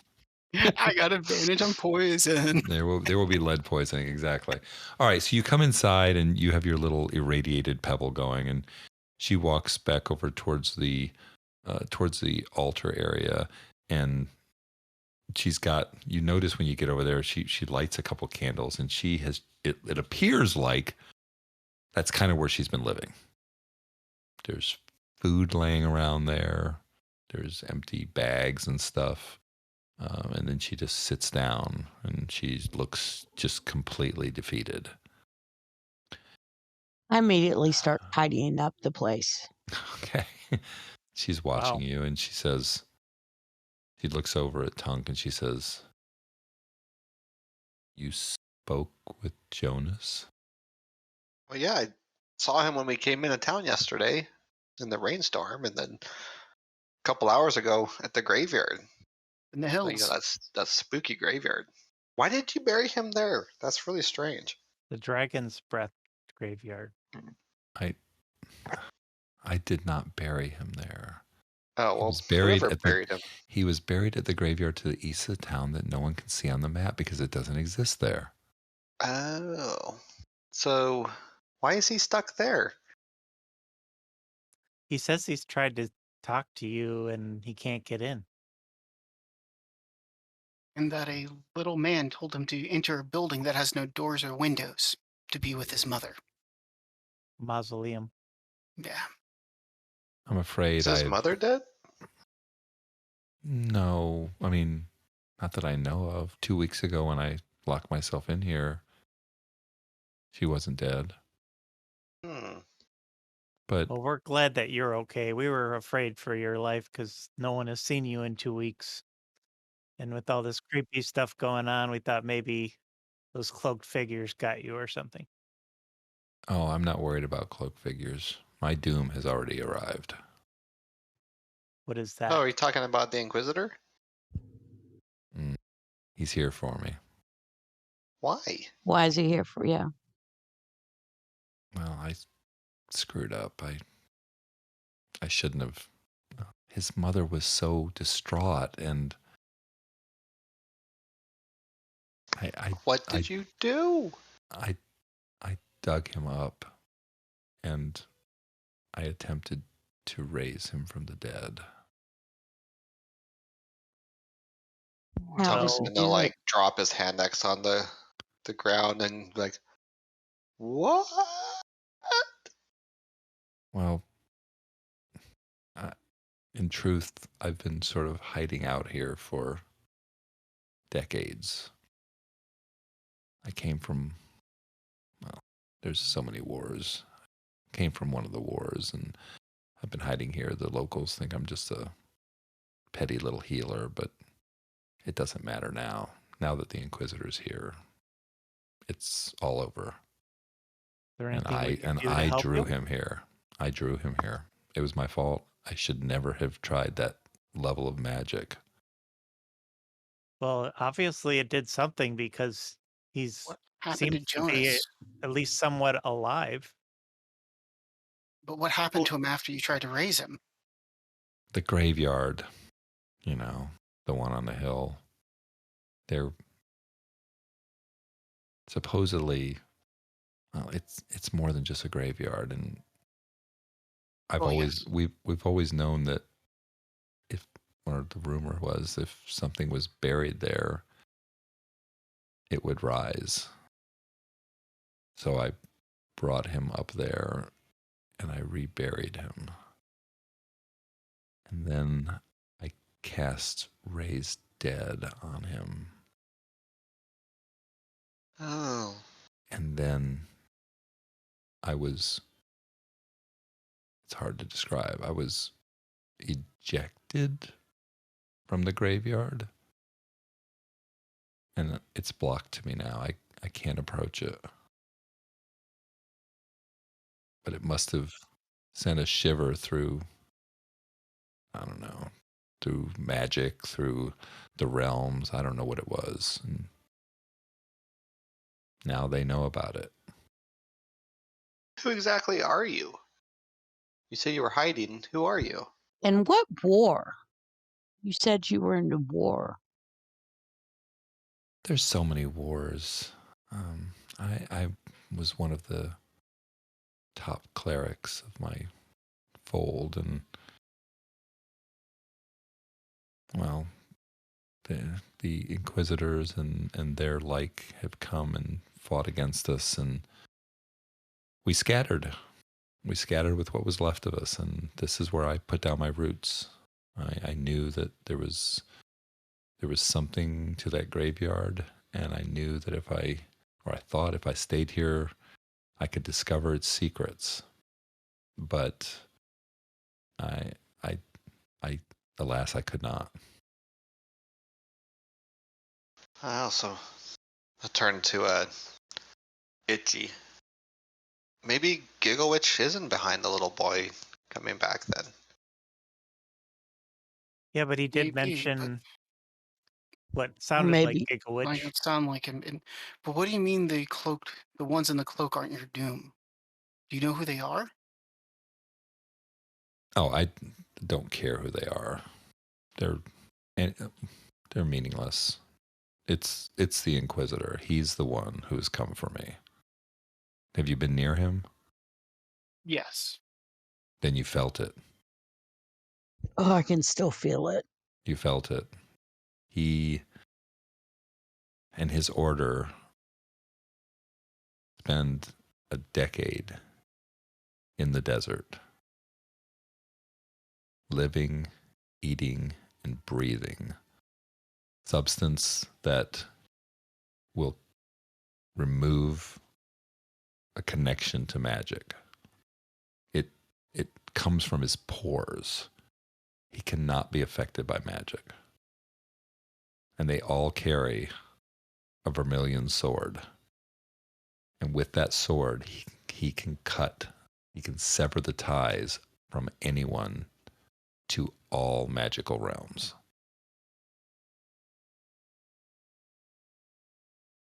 But why would he want to do that to you? Fear. They don't like people like me. They don't like people who can wield a lot of power.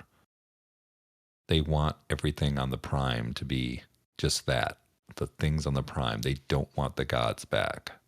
They don't want the gods influencing everything. They want mankind. They want the creatures that live here to have complete and total autonomy Ah, with no magic.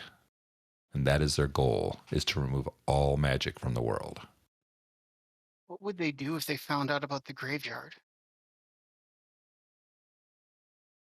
Well, now that they're here, they'll probably know about it. I don't know what his sword can do. forgot Tunk actually has fairy magic, so he might have been affected by that stuff too. Oh, I'm Oh, sorry. I okay. completely forgot Racial about magic, this. yeah. So you have you have magic of sort? Yeah, just druidcraft. Oh, absolutely. Yeah. Yeah, you would have felt it too. So everyone has magic except for Brent has magic too. Yep. Just We he all took- have magic. Yeah. everyone. Okay. Yeah, I'm because he sorry. took Then all of you. the wizard apprentice thing or Mhm. whatever. Right. Okay. Yeah. He's the Eldridge Knight. All of you would have felt it. All of Well, you would he's have felt not it. Eldritch Knight yet. Right. He's that's not third Eldritch Knight level. yet. But his human feat, I think he took like the magical initiate or something. Oh, Yeah, then he would. Yeah, because he has like shield or something. and he's stuck in the bar with them right now. Mm-hmm. He Lucky comes him. back to play. He's like, why don't I Oh, have wow. magic? So, Jim, after hearing the Vermilion Sword thing, is there any history or anything that he would have read? Did I read a book about a Vermilion sword? Mhm. Yeah, yeah. You kind of get in the Um, feel of what he does. You know, I get a feel for what you do. You're annoying. Let's go Yes. I've ahead been and saying that for years. there you Yeah. go. Let's make an Arcana check. I don't think there's anything Ichabod can't do.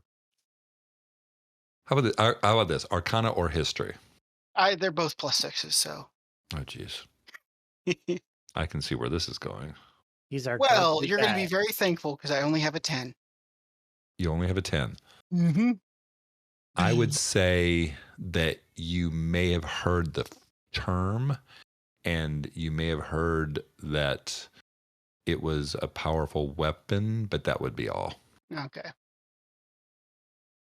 And she's just sitting there while she's talking to you, and you see her hands are sticking out like in front of her, and she's just sort of rolling her hands over, like looking at the back of them, looking at the front of them. And she's holding a complete conversation with you, but she's just engrossed by looking at her hands. Well, and we know as characters about the Inquisitors and what they do, right? Yes. Yes. You I know. think that you mentioned they cut their hands off or something. Yes. Yeah, so that's why Ooh. she's looking I at her think that hands. somebody had heard about that. I can't remember, but yes, that is how they remove how they sever the connection to all magic is by cutting their hands off, and it's with the sword. And that there's a magical property. There's something about it that severs the tie to magic with it. All right, so she's rolling her hands back and forth. I'm like, you might as well kiss him goodbye, Leilama. Tunk. Tunk. Or you can leave now. Flee again and save yourself. There's Yeah, no reason you for you found to... Yeah, don't wait for the Inquisitor to come here. Run. No, Maybe we can cause a distraction. This town, I'm now a part of this town. I can't leave them. You can't help them if you stay. You can't help them anymore. Your time here is run out. Yes, but if I leave, I'm afraid that the Inquisitor will take out his rage on all of the town, and that would not be right. Well, we've met a few, and, I don't think it's that big a deal. Well, we A could few burn down your temple and make it Citizens. look like you're dead. Oh, Died in fire. I do thank you, and I wish I could say that everything's going to turn out great, but it's not. I know what my fate is. I wish I could have helped poor Jonas. So do you I know tried. what's going on with Jonas now? Is there anything we Yeah. can do to save him? I have not had any contact with him. He, I haven't left my temple, and he has not come here. I'm glad that he is walking around, but you feel like he's not completely bad. Yeah, I I think he's a No. ghost. He's like haunting. Well, we didn't actually check that out. We should have. Oh yeah, did he look translucent or Yeah, I anything was weird? gonna say, did he look solid? I think since we're just doing like we were just glancing at it, looking around. Let's roll perception. You guys can each roll one, All right. just from what had happened before. So I got a 4. I'm going to use my DM inspiration for this. I got a 10. Wait, hold on a second. No, okay, so got a everyone is 19. rolling. No, Okay, 12. all right, Yeah. that's fine. Everyone can roll. We have a 19, Yeah. Yeah, I got 21. 21. Okay, so the 19 and the 21. You feel like he was not transparent. Oh. Walking Dead. Yeah, but he was still wet. Revenant. Maybe he drools a lot. He's teething. See, Yeah, I don't think he's fully. I don't think he's alive. Yeah, there's something. He's cursed or something now. What can we do to put him at rest? You owe him that, Leilana. put him at rest. If I tried to go to the graveyard, but I couldn't. Well, we To put can him at go. rest. I don't know what would put him at rest. I used all the magic I had. I tried to raise him from the dead, and look what happened. Well, you don't have anything Like holy that water. you can tell us what to do. I mean, I wish I could. I wish there was some way I could go back in time. No, okay. If I could turn Stop back this time. self-defeating bullshit. I need you to focus. She's gonna get a +1 for dealing with women folk. The depressed. Roll aggression. Well, so much Um, for empathy. Yeah. I'm tired of this shit. It's that commanding tone that you took with the dogs. It works with anything. There Stay. you go. Yeah. She uses the same command. All right. Why don't you roll? What do we want you to roll? Not Intimidation. That would be funny. I mean, are you trying to intimidate her? I'm just trying to get her to snap out of it. Are you trying to persuade her, or are you trying to intimidate her? I guess I'm kind of trying to intimidate her. All right. You have Roll. chosen wisely. Roll intimidation. 20. Nice. So she looks up at you and she says, "Listen, I don't intimidate, but I understand where you're coming from. I don't know what I could do for him. My life is forfeit. I feel that by the morning I will be gone. And if not gone, I will be without my hands, without my connection to my God or to my realm. Well, we've got to do something to help him. There has to be something we can do. Can you point us in the direction of someone that might be able to help?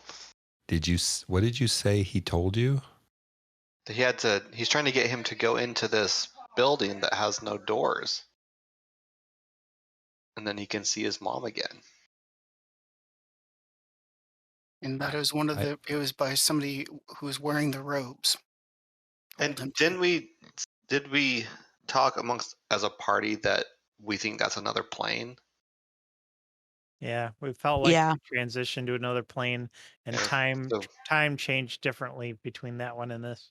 Yeah, so we What? can mention that. Like, yeah, Tunk will be like, it's like a different plane. He's stuck in a different plane. Well, no, there's just, I mean, it wasn't that way. It was just foggy up there. Well, it's No, a different plane plane. now. Something's So changed. what you're saying is that when I tried to raise him from the dead, I accidentally summoned a connection to another plane? That's Looks my like guess. it. like. Boy, this just gets worse every minute. Right. That's why we need your help. I'm wondering if you couldn't go into that plane and be safe from the Inquisitor. No, once I was kicked out of there. I tried to walk back in, but I couldn't go in. I wonder if the Inquisitor could go in. Maybe the Inquisitor can help him. Really? Yeah, maybe he can put him to rest. Did he seem helpful to you? Well, I was more thinking we could trap the Inquisitor in there and run away. How do we you guys trap are him in acting there? like he's How? Yeah. How would we threatening us. trap him? If he Well, I chases have he us. never goes felt so in and- ill in my life. That was a threat. Remember how much time passed while we were in there for so quickly? We get him to go in, and then we go far away. Well, I will tell you from the little bit of 20 years of research I've done that hill is not natural. It seems to be some sort of larger scale burial site. Like there's something underneath the ground? I believe something enormous was buried there, and then future generations built a graveyard on top of that. Well, if that's the case, maybe that's why we can't find a door into that building. Maybe the door is underground. Yeah, the I'm building. just trying to figure out why you thought it was a good idea to do this. You saw the mom. She was heartbroken, and she's Right, but been there were other ways. in this Then town. I know, but Farmer Seth and his wife were just, I mean, they were distraught, and I just had to do something, anything to help them. You could have turned her towards ale. It works for me. Yes, I I'm sure mean, it my does, little my one. little friend is not wrong. Yeah, I mean, I think you had good intentions, but it turns out that this is not the right choice, obviously, because the little boy is not really alive, and you're going to pay the largest price you can. So I wish we could help you. yeah. Is there anything we can do? Anything we can do that would I put you at mean, rest? Tug puts down the candlestick. the one you were stealing? The one who's gonna bash her in the head with. Oh, Anything we can do to put you out of your misery? I put you out of your misery. Just kidding. Oh my I will just tell you that this town, the people in this town, they're good people, but they're not all who they seem to be. There's something in this town, something, I don't know about evil, but something lurking beneath the surface. Then why do you want to stay? Let these useless gits die. I've made up my mind on that. Thank you, though. Fine. Hope We they start with the cook. we got a mysterious note in a book. A note? A note? Yeah, and it said, Somebody's setting up a Geez, meeting Finn, tonight. why don't you give out all our secrets? Yeah, we found an artifact you can have too. Just kidding. You never thought about using it because it looked too scary. Ouch, that one hurt. Oh, nobody at home knows what we're talking about, but yes, they did give Yeah. away an artifact in the last campaign because somebody asked for it. So, hey, we failed our insight check. Hey, yes, at least yes, at you least did. I tried to negotiate. So There you We go. did also all think it was cursed. I mean, it was kind of, but all right. So, the book you said you have a note in a book. Yeah, so we got a note in a book, and it says to meet them at the stable at 10. So I'm thinking maybe. Have the I'm guard just- meet us there at 10 also.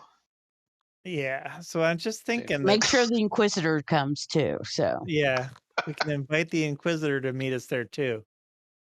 At the stable? At the No. This is not the note you're looking for. Crashes over that with the candlestick. So are you I know. are you mentioning the note or are you not mentioning the note? I already mentioned it. So Yeah, I think we've already gone Okay. down this path. So you already Yeah. Yeah, we're all like, read out the Cat's note. already out of that bag, so. All right. I pick up a candlestick. I want to be behind her. I'm going to kind of look over at the group and kind of smack at my head a couple times and raise an eyebrow. So I take it the note isn't from you. No. And the stable would be. Did you buy the book at Yeah. the Fable stable? Yep. Elisota, yes. Yes, Elisota. She is another one. And like I said, everyone here is not who they claim to be. So Do you think El Soto is trustworthy? as trustworthy as you could be in this town. But there's depths to her. There's something secretive. There's something she's never revealed. I don't know what it is, but Like, I'm just wondering if I'm going to end up in a stew pot. she looks at you and my feeling is, yes, someday you're going to end up in a stew pot. Well, it's not going to be all battle. It's going to be friggin' delicious. You'd think they would save you for dessert. Smell like farts. Right, mint brownie. I'm thinking more of him using a stew pot as a hot tub. I could definitely see that. Yeah. All right. So, well, thank you for coming by. I appreciate your concern over my well-being, but Well, since you're going to die anyways, you got any stuff you want to offload on us, like treasures, Magic. scrolls, potions? Yeah, you got Healing. any like ancient magical items that Yeah, artifacts, things Yeah, we the could magic use Inquisitor's on gonna our destroy. quest? Old books. no, I'm fresh out. Sorry. I think a high level cleric would have like gathered stuff over the years. Right? You know what? Just whip up. I can't even say it. Whip us Whip, up whip, whip, whip. a batch of holy water, and we'll be right out of your hair. You know what? Now, I can do that. And she reaches over and she walks over to the side and she has a little container and she has some water and she blesses it and you see it sort of glow briefly and then stop glowing and she says, "Here, use it in peace." oh, thanks. Do we have like a Oh. potion case or something, or a potion bottle? You have a potion bottle. I don't know. Does What she can have you- some? No, fresh out. She gave you a little like bottle with it. You know. Oh, of okay. it. So So I could take a vial of. yeah, I'll you can put take it it out of right it, but it's a bottle. It probably has like 3 vials worth in there. Okay. I'm adding 3 I'm flasks. very of sad water. for you, and I'll definitely say a prayer for you that you'll be okay somehow. Well, I would just if I were to give you one bit of advice, I will say, don't mess with the Inquisitor. That sounds like very good advice. I guess I won't. If the rumors are true, he is impervious to magic. That's good because we don't have any. So look at the time. Magic items or magic No, I'm like spells? bluff Yeah, what the- check. All right, well let's go. Is it almost 10? Do we think? It is not almost 10. It's probably Ichabod would know. Yeah, I know. What 30? time is it? Yeah, you guys were in here for a little while talking to her. I would say, what time do you think it is? 8:30.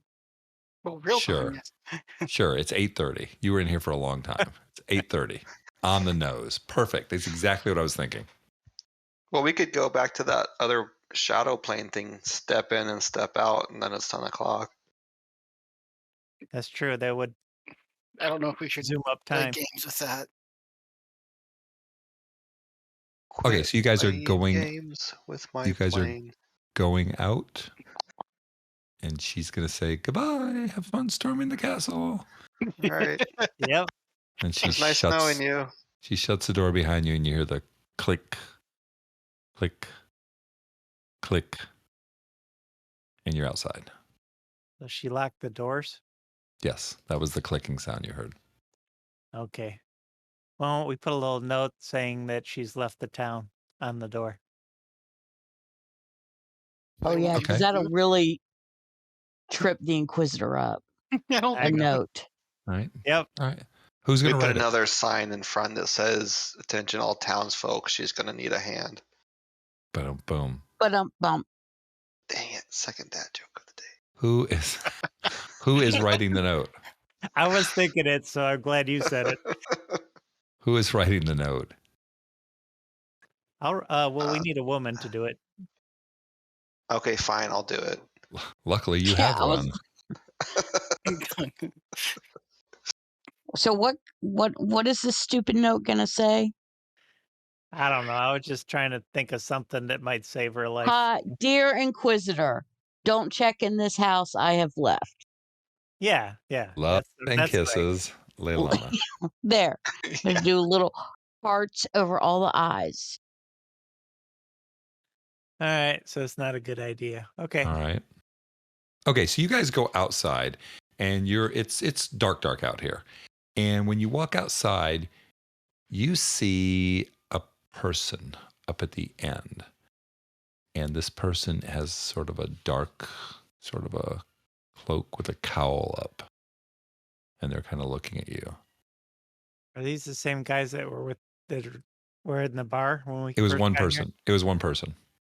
But does it look like the same? Yes, it looks like the same type of cloak, like spooky cloak kind of thing. All right. Hey, mate, there's one of those creeps from the bar. And then you notice behind you, on the other side, you see another cloaked person sort of step out from behind the house. Oh, surrounded. they think they're ambushing us, guys. And then you Hey, see mate, there's another creep. another one. And let me go ahead and just toss you over here real Let's quick. just go ahead and roll for initiative. Yeah. Start beating on the door. Leilana, come out here and lay holy waste to these guys while you have hands. Lay hands on them. Lay hands, boom. So you see all these Third people dad joke. The psychic damage. around you, Damage. and Emotional damage. emotional damage. Oh my gosh. For those of you listening in the future, that's a TikTok thing. Yeah. TikTok was a short-lived platform where people made funny little videos, and it may be around for the next 50 years, and maybe around until Tuesday. So, And shared a when lot you're of listening to views. this in 2085, right. you'll know what we were referencing. So as these people pop out from around the buildings, you see one tall figure. Can you see where I'm pointing at? Yeah. Sort of to the south. south. Mhm. Yes, and he's like, "You do not belong in this town." There's 7 people surrounding us. Yes. I'll say, no shit. Oh, you know what? I don't Hold on a second. belong anywhere. I've got red on this screen. Sorry. Like, who are you to say where we belong? Let me get him off the screen. I don't belong anywhere. needed I'm gonna rat. rage and kill him. Actually, there wasn't 7. That was my bad. There was only 6. That meant a little bit better. There That you go. 7th one is hidden. So you will have a choice. You may leave the town and never return, or you will die. Well, we're definitely leaving the town, and we're definitely gonna die. I was gonna tell him that his choices were to fuck off or fuck off. But May, I really want to see what they have in their pockets. Okay. I pull out my battle axe and my hand axe. And he says to you, "Roll thine initiative." So let me pull this up on here so you guys can do it. Let's get the initiative, the turn order thing up here. I'm going to roll for, if you guys could roll for your people. I don't know how to do this the best way.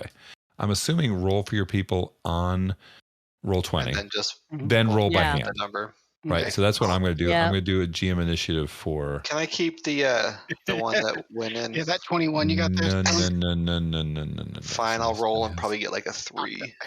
Alrighty. Oh my gosh, I got a 19 on the die. What the holy hell? +2. I did get a 21. Crazy. Wow, that's very amazing there. Crazy. I know. I don't isn't even it? have to click and adjust anything. That's weird how that works. All my attacks are Ichabod. going to be natural ones, but Oh, this guy's got a better one. All right. Oh, shit. We are. All right. I let rolled me a get 6. his I initiative forgot to on here too. click the token. All right. So let me roll my guy's initiative here. So I've got a crappy. Goes from a 15 to a 5. And then this guy is going to be a 18. Okay. So are we putting in our numbers up here? Yep. Yep. All right. So the numbers I see are the ones that you guys have rolled, right? Yes. Yep. All right. So, Okay. oops, let me go ahead here. All right. So let's go ahead and go through them. We'll do descending. So we have May with a. Well, actually, I'm a 20. It's a 20. I haven't changed it yet. There we Okay. go. All right. So all right. So I guess I'm trying to figure out the best way because other places have the people say it out loud. So Tunk with a 21, May with a 20. There is a cult fanatic. That was the creature, the person that was talking to you, with a 12. We have Ichabod with an 8, Fen with a 6, and then the group of cultists with a 5.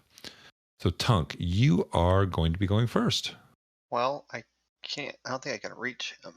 The closest one is 35 feet, looks like. That stinks, That sucks doesn't for it? me, right? It does. I don't have any good options. I'm mean- going to, Well, then take a bad option. right? I'm gonna, well, I don't know if that's close enough. Let me make sure I'm not cheating here and move just the 30 feet. Oh, actually, that is enough because that will put me right next to him, 5 foot. Yep. Sweet. So yeah, I totally will run up to him. Battle axes are in one hand and a hand axe in the other, and I'm gonna swing for the knees. Okay, so for those of you playing at home, Tunk went towards the cultist to the south, who is in front of the sort of cult fanatic leader. The other ones they're sort of surrounding about 35, 40 feet around on the other sides. Okay, so go ahead, Tunk. Okay, so I'm going to, as a bonus action, I'm gonna rage. Okay, So I'm raging, as you should always do. and Agent. yep, raging Cajun. And I'm not gonna fly at him. I'm gonna run because in my mind that's more terrifying seeing this little toddler with legs pumping. It's running like straight at him with the axe. baby Groot. Yeah, and he's just gonna swing from the side, try to just take him right in the knee. Okay, That's swing to the wrong. side. Try and take him in the knee. All Do your right. roll. So rage only gives me plus damage, right? Not to attack roll. Well, you know what? Yeah, it's just Think- stamp. I'm gonna attack recklessly. I'll get Ooh. advantage because I really want to kneecap him. Okay. Oh, I don't think that's happening. A 12. A 12. Jeez. It barely hits. His knees, apparently, whatever armor or he has on him is not covering his knees, and you do strike his knees barely. Yes. And then I'll say, "Feel my wrath," and then I'll whack him for 11 damage. Right to the- 11? Yep. Literally cut him down. He drops to the ground. Your little barbarian fairy axe came and chopped him and murdered him on the spot. As a free action, as he's falling, I'm gonna yell, "Timber!" He drops. All right. That's my Okay. turn. Anything? Okay. May. Okay, so I'm going to go after the cult leader. Okay. I'm going to fire an arrow, and I am going to use the sharpshooter feat. Okay. So, Which will give you what? -5 to hit, right? -5 to hit, but plus 10 for damage. But I only rolled an 8 to hit. So 8 minus 5? No, that's with the -5. Right. Yeah. The arrow goes just flying over his head. That's my turn. Okay. All right. So this guy down here, he just saw one of his people just get chopped down by a mean little man who he was just minding his own business. He wasn't even doing anything here. So he is going to. All right. So as a bonus action, he is going to cast a spell. And the spell, when he casts it, you see a magical or a sword that appears right in front of you, Tunk. And then he runs up to you to attack. And he is going to attack you 2 daggers. And his first attack. He gets advantage because I recklessly attacked. Oh, that's true. The first attack is going to be a 16. Oh, that hits. Which hits. All right. And his second attack is going to be higher than that. It's going to be a 20. All right. So let's do some damage here. All right. I get Good to thing bring I'm out raging. Yeah. I get to bring out real dice now. Okay. So he's going to hit you twice. They are both a D4 plus 2 piercing damage. So the first one is a total of 3 because I can't roll worth crap. And the second one is 4. So that is 7 points of damage. He goes, huh, huh.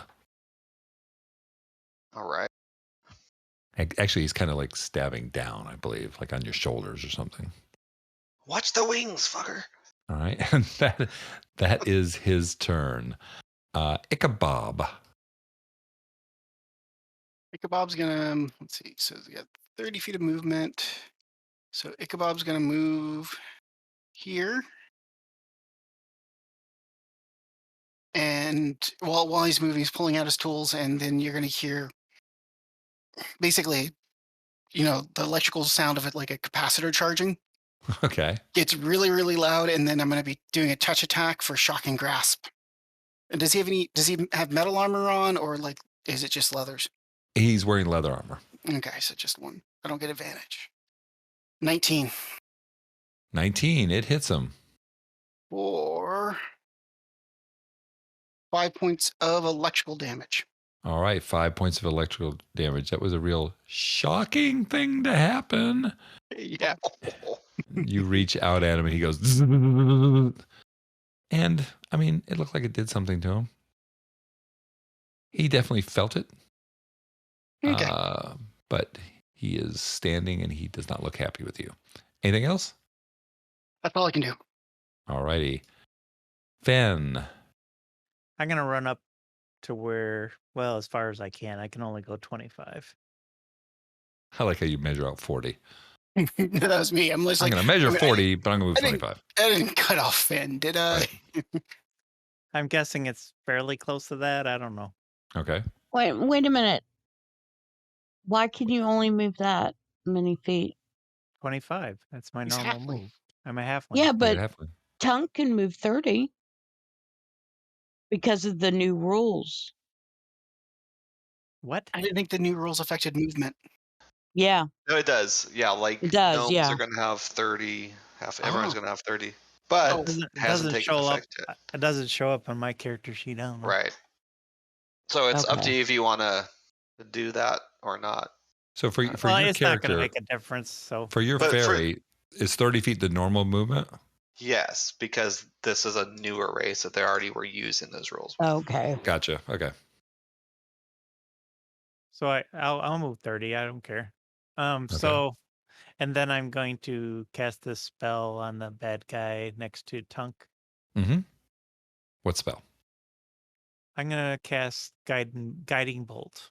Guiding bolt. Okay. I thought you were going to say guidance for a second, like you're giving It's him like, guidance. what are you doing? Traitor! You're next. I missed. All right. What'd you roll? An 8. An 8. Okay, yeah. Guiding bolt to just blast past them. Blast right past them. Anything? That's my turn. Okay. Now it's some cultist turn. Where's my ruler? Oh, they've changed the look of the ruler? What the heck is up with that? Yeah, I had to search around for it too. Yeah. Okay, so let me move some people forward here. Oops. Yeah, get to about here. This other cultist is going to move forward. I'm just going to give approximations on their movement because it's really hard to see on here. He's going to move forward into about here. This guy is going to move forward to about here. And I think that's all of them. So really, they can't get to you this round because they're too far away. But they will be close to you next round. All right, so that is the cultist turn. They are moving and they are silent. Like they're not, there's no battle yells, there's no nothing. They are just moving forward. They all have pulled out scimitars. And they are looking like they want to kill. Okay, fun. Let's go ahead and go to Tunk. All right, so I'm gonna wipe away a little bit of the froth in my mouth. I'm gonna turn towards the guy with the daggers that was stabbing me. Say, "You want a piece of me?" And I'm gonna recklessly attack him. Battle axe and hand axe. Again, aiming for the knees. Okay. So Now, battle before, axe. wait. Before you roll, when we did damage last time, you Yeah. did do half damage, correct? Yes, when I took the damage, I halved it. Okay, we just need to make sure we say that. So, Yep. Barbarian, you're taking half damage from the piercing damage. Yep. Okay, but you only took 3 points of damage. Yeah, that's right. There was a 3 and a 4, wasn't there? Yep, you're right. All right, so first battle axe. Ooh, natural 20. Natural Sweet. 20. Crit. Sometimes you crit. Sometimes you crit, exactly. Okay, that will definitely be a hit. You're All gonna right, be so rolling. what were we doing? Or is it's 2d dice, right? 2d8 in this case. Yeah, so it'd be 2d8 plus your modifier. Okay, I'll do that one first. That'd be 19 damage. I rolled 2 sevens. 19?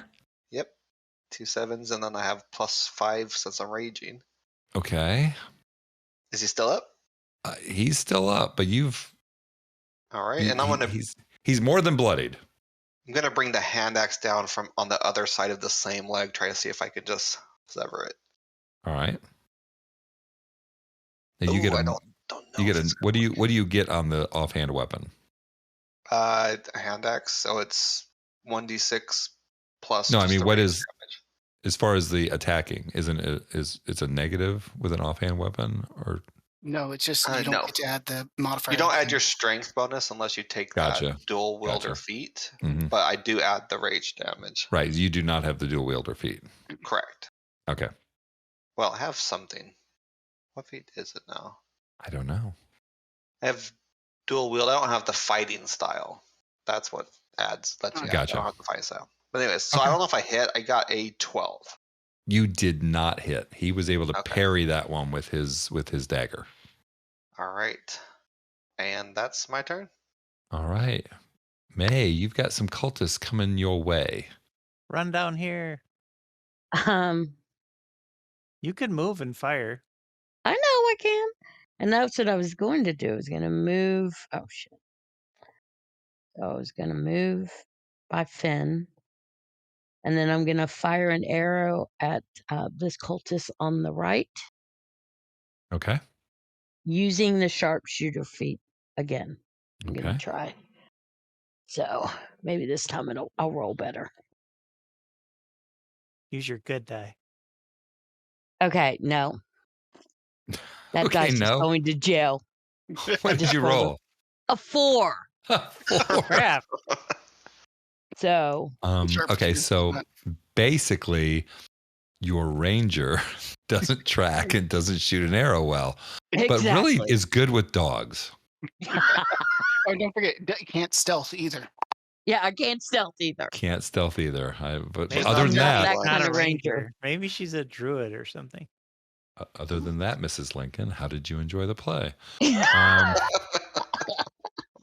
Okay, is there anything else that May is doing besides No, saying that poop? she's like, get. Okay. And then that's it. Tongue's gonna yell, "You have to shoot them with the arrows!" Oh. Thanks, Tonk. Yep.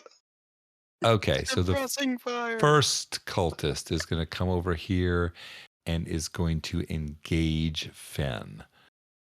Fen. Really? He's proposing? Yes. Would you please take my scimitar up your butt? Oh my. And he to rolled have and to hold until the life leaves your body. He rolled a 12. Nope, that misses. That misses. Okay, so he swings wildly. But he's still silent. They're not speaking. They are just coming after you. This guy, can he get to? He cannot. Oh, hold on a second. Let me make sure. I mean, he's got to be able to do that, right? He could double move. Yeah, to tell you the truth, he is going to double move. He's going to, so he can engage May. So he's going to go right up here, and he is, that was just me clicking on the movement thing and not me actually clicking on the person. He's going to come up here to engage with you, May. And the other cultists in the far back over here, he is going to be able to go. Okay, he's going to get all the way to, he's not on you, but he's close to you. Was that all of them? Oh, I missed one. I'm sorry, this guy. He'll move up to about here. All right, so that's those cultists. All the cultists have moved forward. The one that engaged, he engaged with Finn. The other cultist is just there with May, but he is now engaged with you, which means if you try to move away from him, you will be suffering the penalties of that. Okay, that is their turn. Ichabod. All right, Ichabod's going to move to flank. And while Okay. he's moving, it's like got the shocking grass charging up again. Okay. And go. Yeah. Electricity arcing off his hands, and so close to a 20, so close. Rolled a 19, got 25. 25 will hit. That's for sure. And he is actually not trying to kill him, but trying to, since you can choose, if you're doing a melee attack, you can choose not to kill, but to knock out. He is actually trying to knock him unconscious with the electricity. But that's So is that a melee attack? Yeah, that's magic. That's magic. You can't do it with magic. No, but it's a melee. I thought you could do it with melee range attack. With melee, with magical melee attacks. Because the rule just says that you cannot. It just has to be a melee attack. It doesn't say if it's a weapon or magic. This is how I was reading it. But I mean, this is where we're going to come to a complete stop, and we're going to look. We're going to look this rule up. I have not heard that one before. At the same time, real world, you'd think like a taser is not supposed to kill him. Yeah, I guess you could do that, like flip a coin, and turns out if it was lethal or not. Right. So when an attacker reduces a creature to 0 hit points with a melee attack, the attacker can knock the creature out. Wait, so what are you actually attacking with? It's a so let me put up. I mean, is it a spell or is it like a gauntlet? That's a spell. That's a cantrip. No, but you make a melee spell attack. Yeah, it's a melee spell attack. So I don't know. Like, does it do melee weapon attacks? Does it specify? I don't know. That's a really good question. Yeah, it doesn't specify. And when I was all right, hold on a second. I've got the Sage Advice here. Okay. Chris Perkins, inspired by current sticky situation 5e game, can you do non-lethal damage with spells? You can only, and Christopher Perkins, you can only knock out a creature with a melee attack. The DM may allow exceptions. So it is a melee attack, correct? Yeah, it's a melee attack. Melee touch attack, yeah.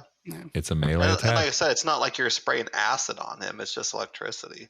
Right. It is a melee attack. So I would say that yes, you can It's not really, and I just looked up something which I didn't realize. It's not called non-lethal, but it's just knocking an opponent out, which is weird. Yeah. I didn't think that's what it was called, but that's why you learn something every day in D&D. Because there's I mean, it's like a billion rules and no one knows them all. major change from 3rd ed and 4th eds. But yeah, anyway, so let's see how much electrical I hit him with. And I hit him with 8.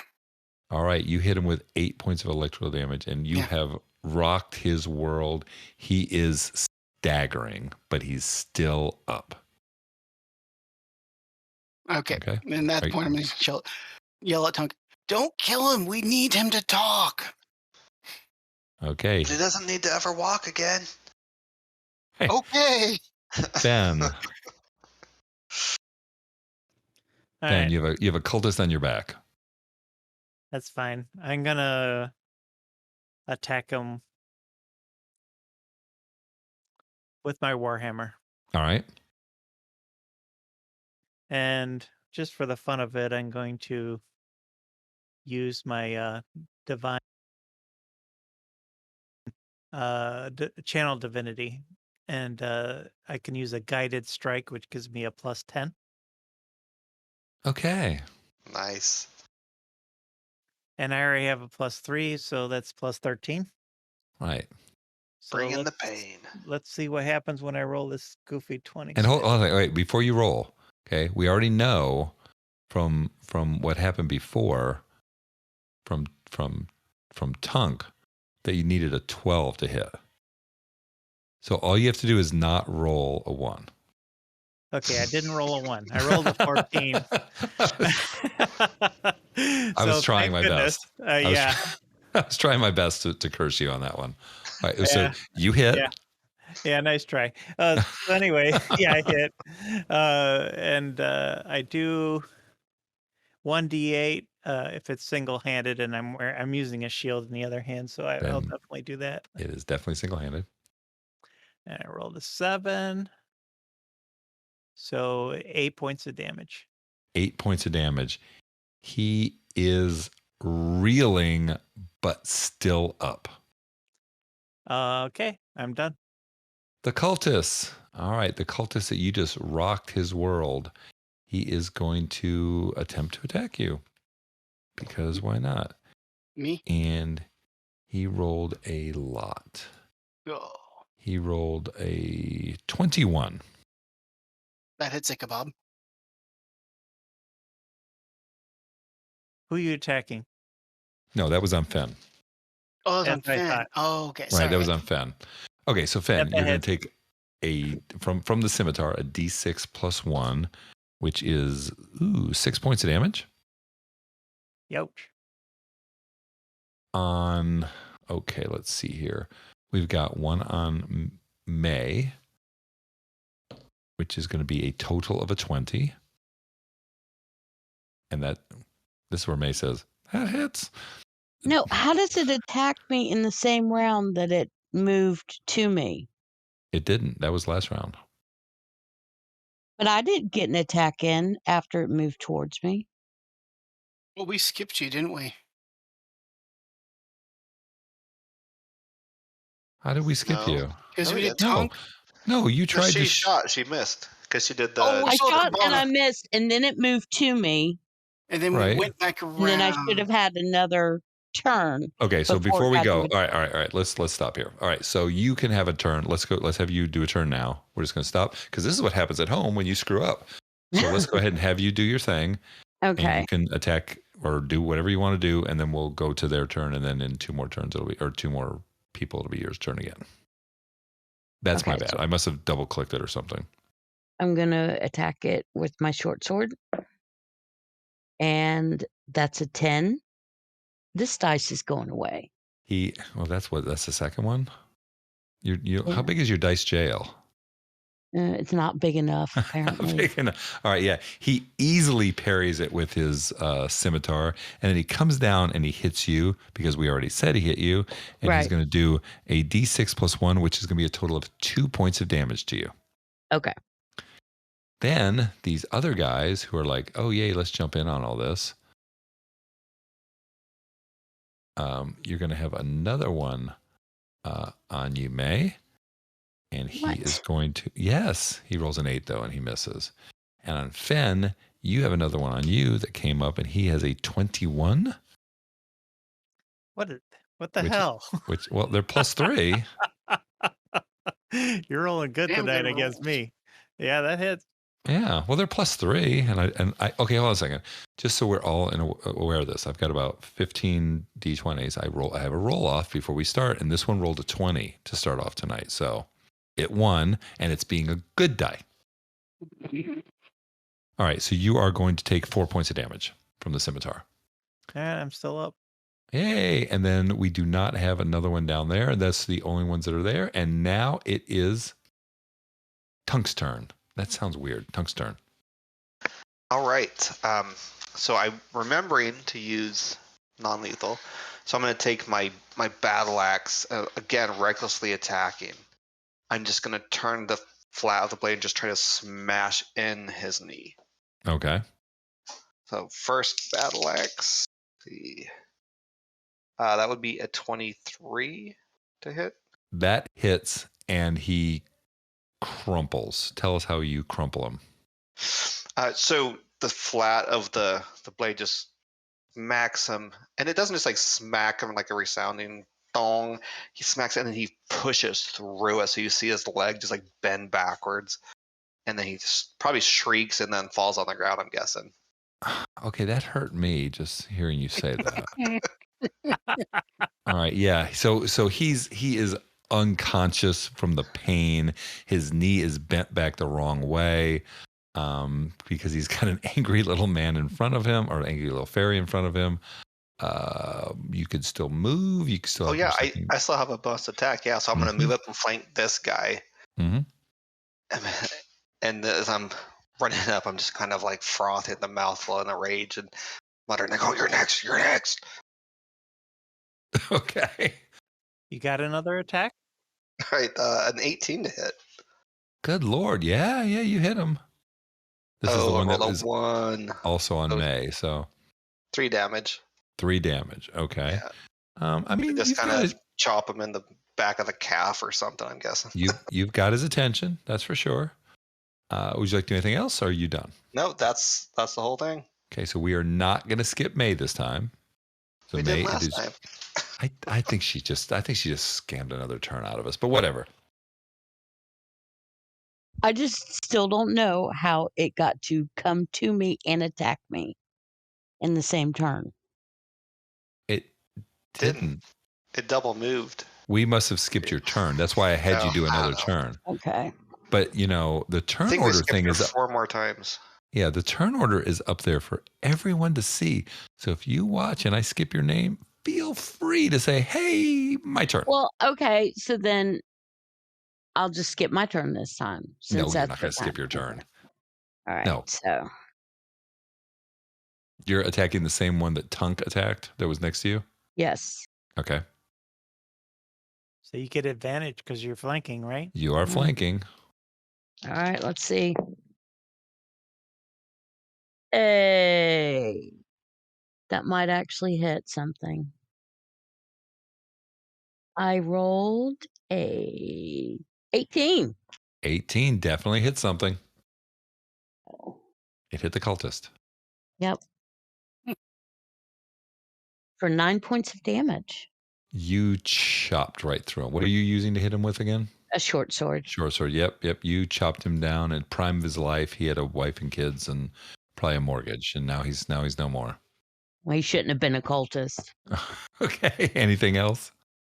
No, that's all I can do. Thank you. This guy's laying there unconscious, so it's not his turn. And we're going to pop right ahead to Ichabod. Right, double checking distance. I'm gonna move 30 feet to here. Oops, I gotta move the guy. There we go. And attack the cultist that's been wailing on Fen. Mm-hmm. So I just moved. Yeah, it looks like I'm in the corner of a building there. Yep, that's fine. And going to again attacking with shocking grasp. Oh, and that's 11. Man, 11. You I- try to reach out for him, and I guess his sword is touching the ground and it's grounded, and you just like send it straight through the ground. Just Yeah. All right. Basically, you And just barely miss. yep. That's it for me. Okay. It's about time that damn cantrip didn't work. +6 to hit Yeah. with it. So Yeah. All right, Fen. All right. I'm going to attack with my Warhammer again. The same one you hit before? Yeah. All right.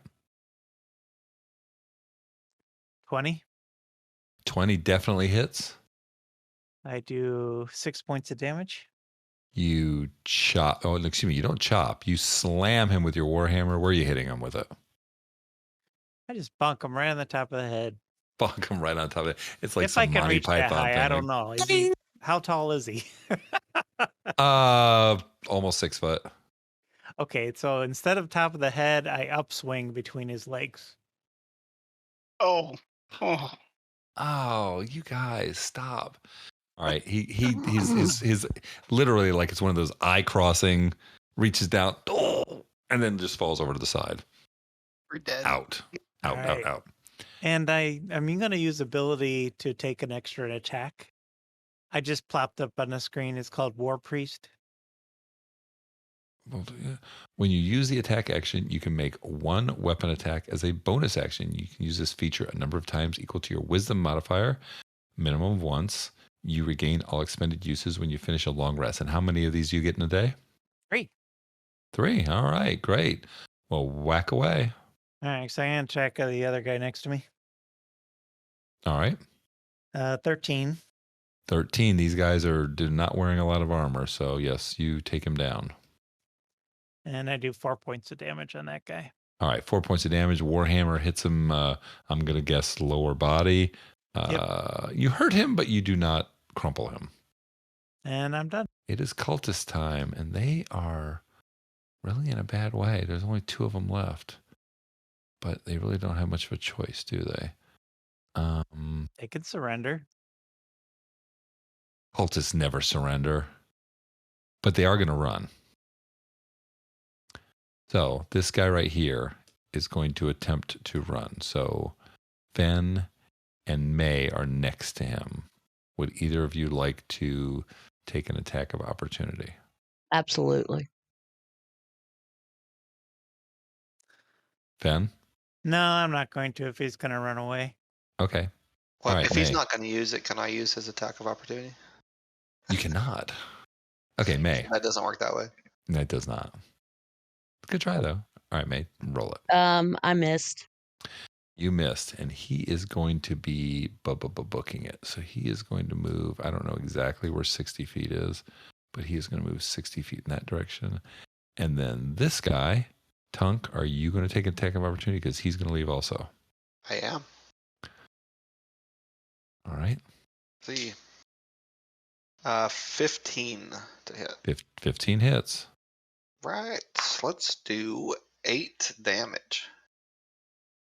You rock his whirl, but you do not bring him down. And he also bolts 60 feet. He is running. And I wish that this stupid thing, why can I not see the... All right, so both of these guys. Can I try and fire an arrow at one of them? Well, no, because you just took your attack of opportunity. Well, that's what I'm saying. Is it the next round yet? Yep, we're going to it right now. Okay. All right, so Tunk, what would you like to do? You know what? He's going to chase. Let's see. He's going to, you know what? He's going to fly over to here. Okay. He's going to fly up over the fountain. Okay. Sure. All right. So he's moved 30, and then they are 40. He is going to chuck his hand axe at this guy on the right. Okay, the one that's hurting for certain. They're both so hurt, but the one on the right is really hurt. And he's recklessly attacking, of course. So the distance on the hand axe is what? Throwing it. It's 2060, so it'll be disadvantage. I'm trying to see if reckless attack works on thrown. It's just melee weapon attack, so he will be throwing it at disadvantage. Gotcha. Okay.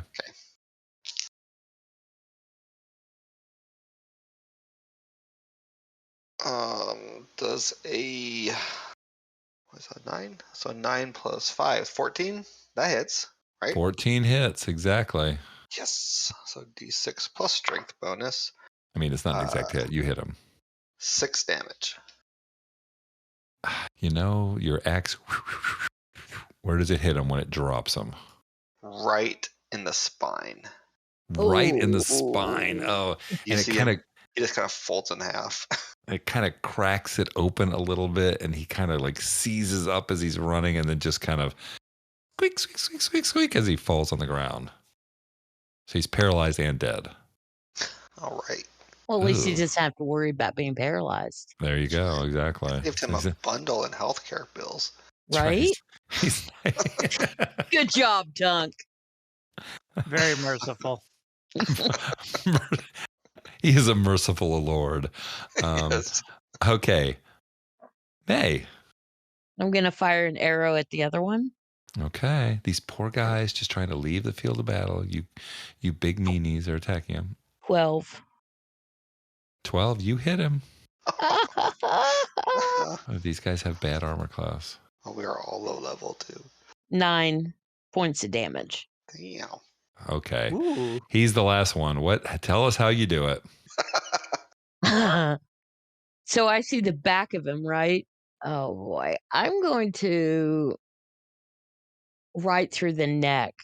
So you see the arrow it just goes right through his neck as he's running.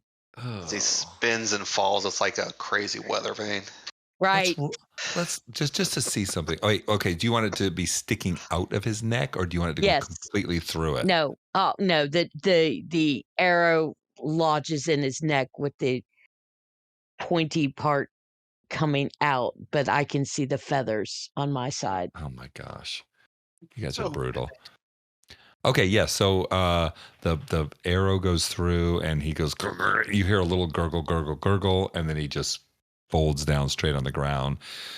The arrow itself actually pushes back out a little bit when he falls on the arrowhead that had come out through the front of his neck.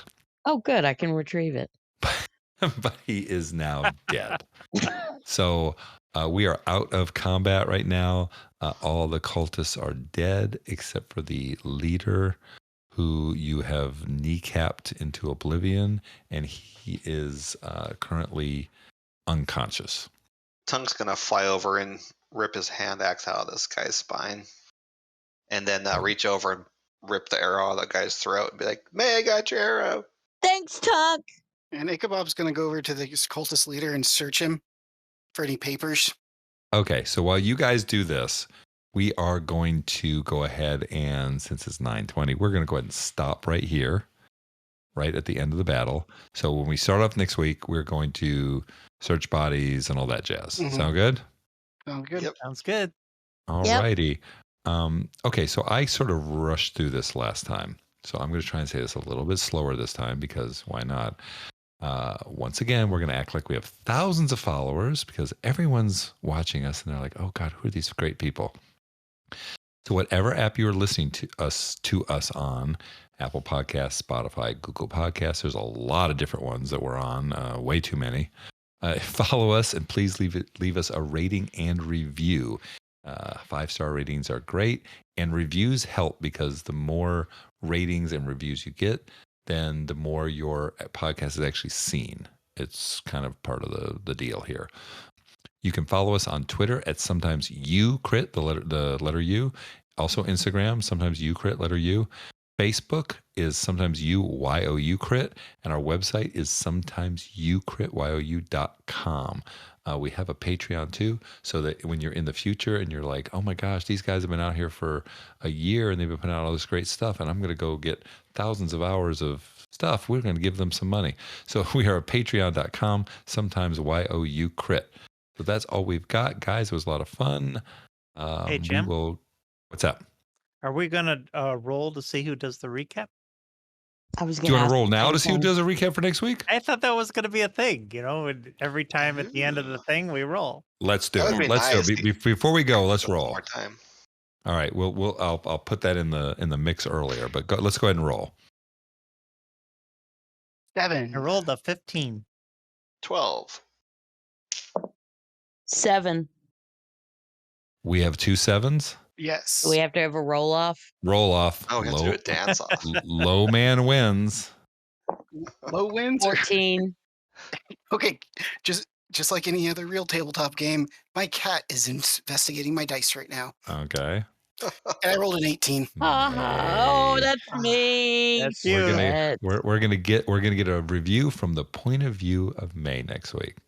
Wait, and wasn't it May that won the roll?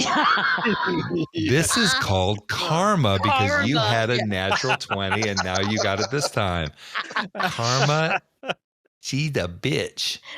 Yeah. Okay, so have a great evening. We're gonna see everyone here next week, and remember, sometimes you crit. Goodbye. Bye.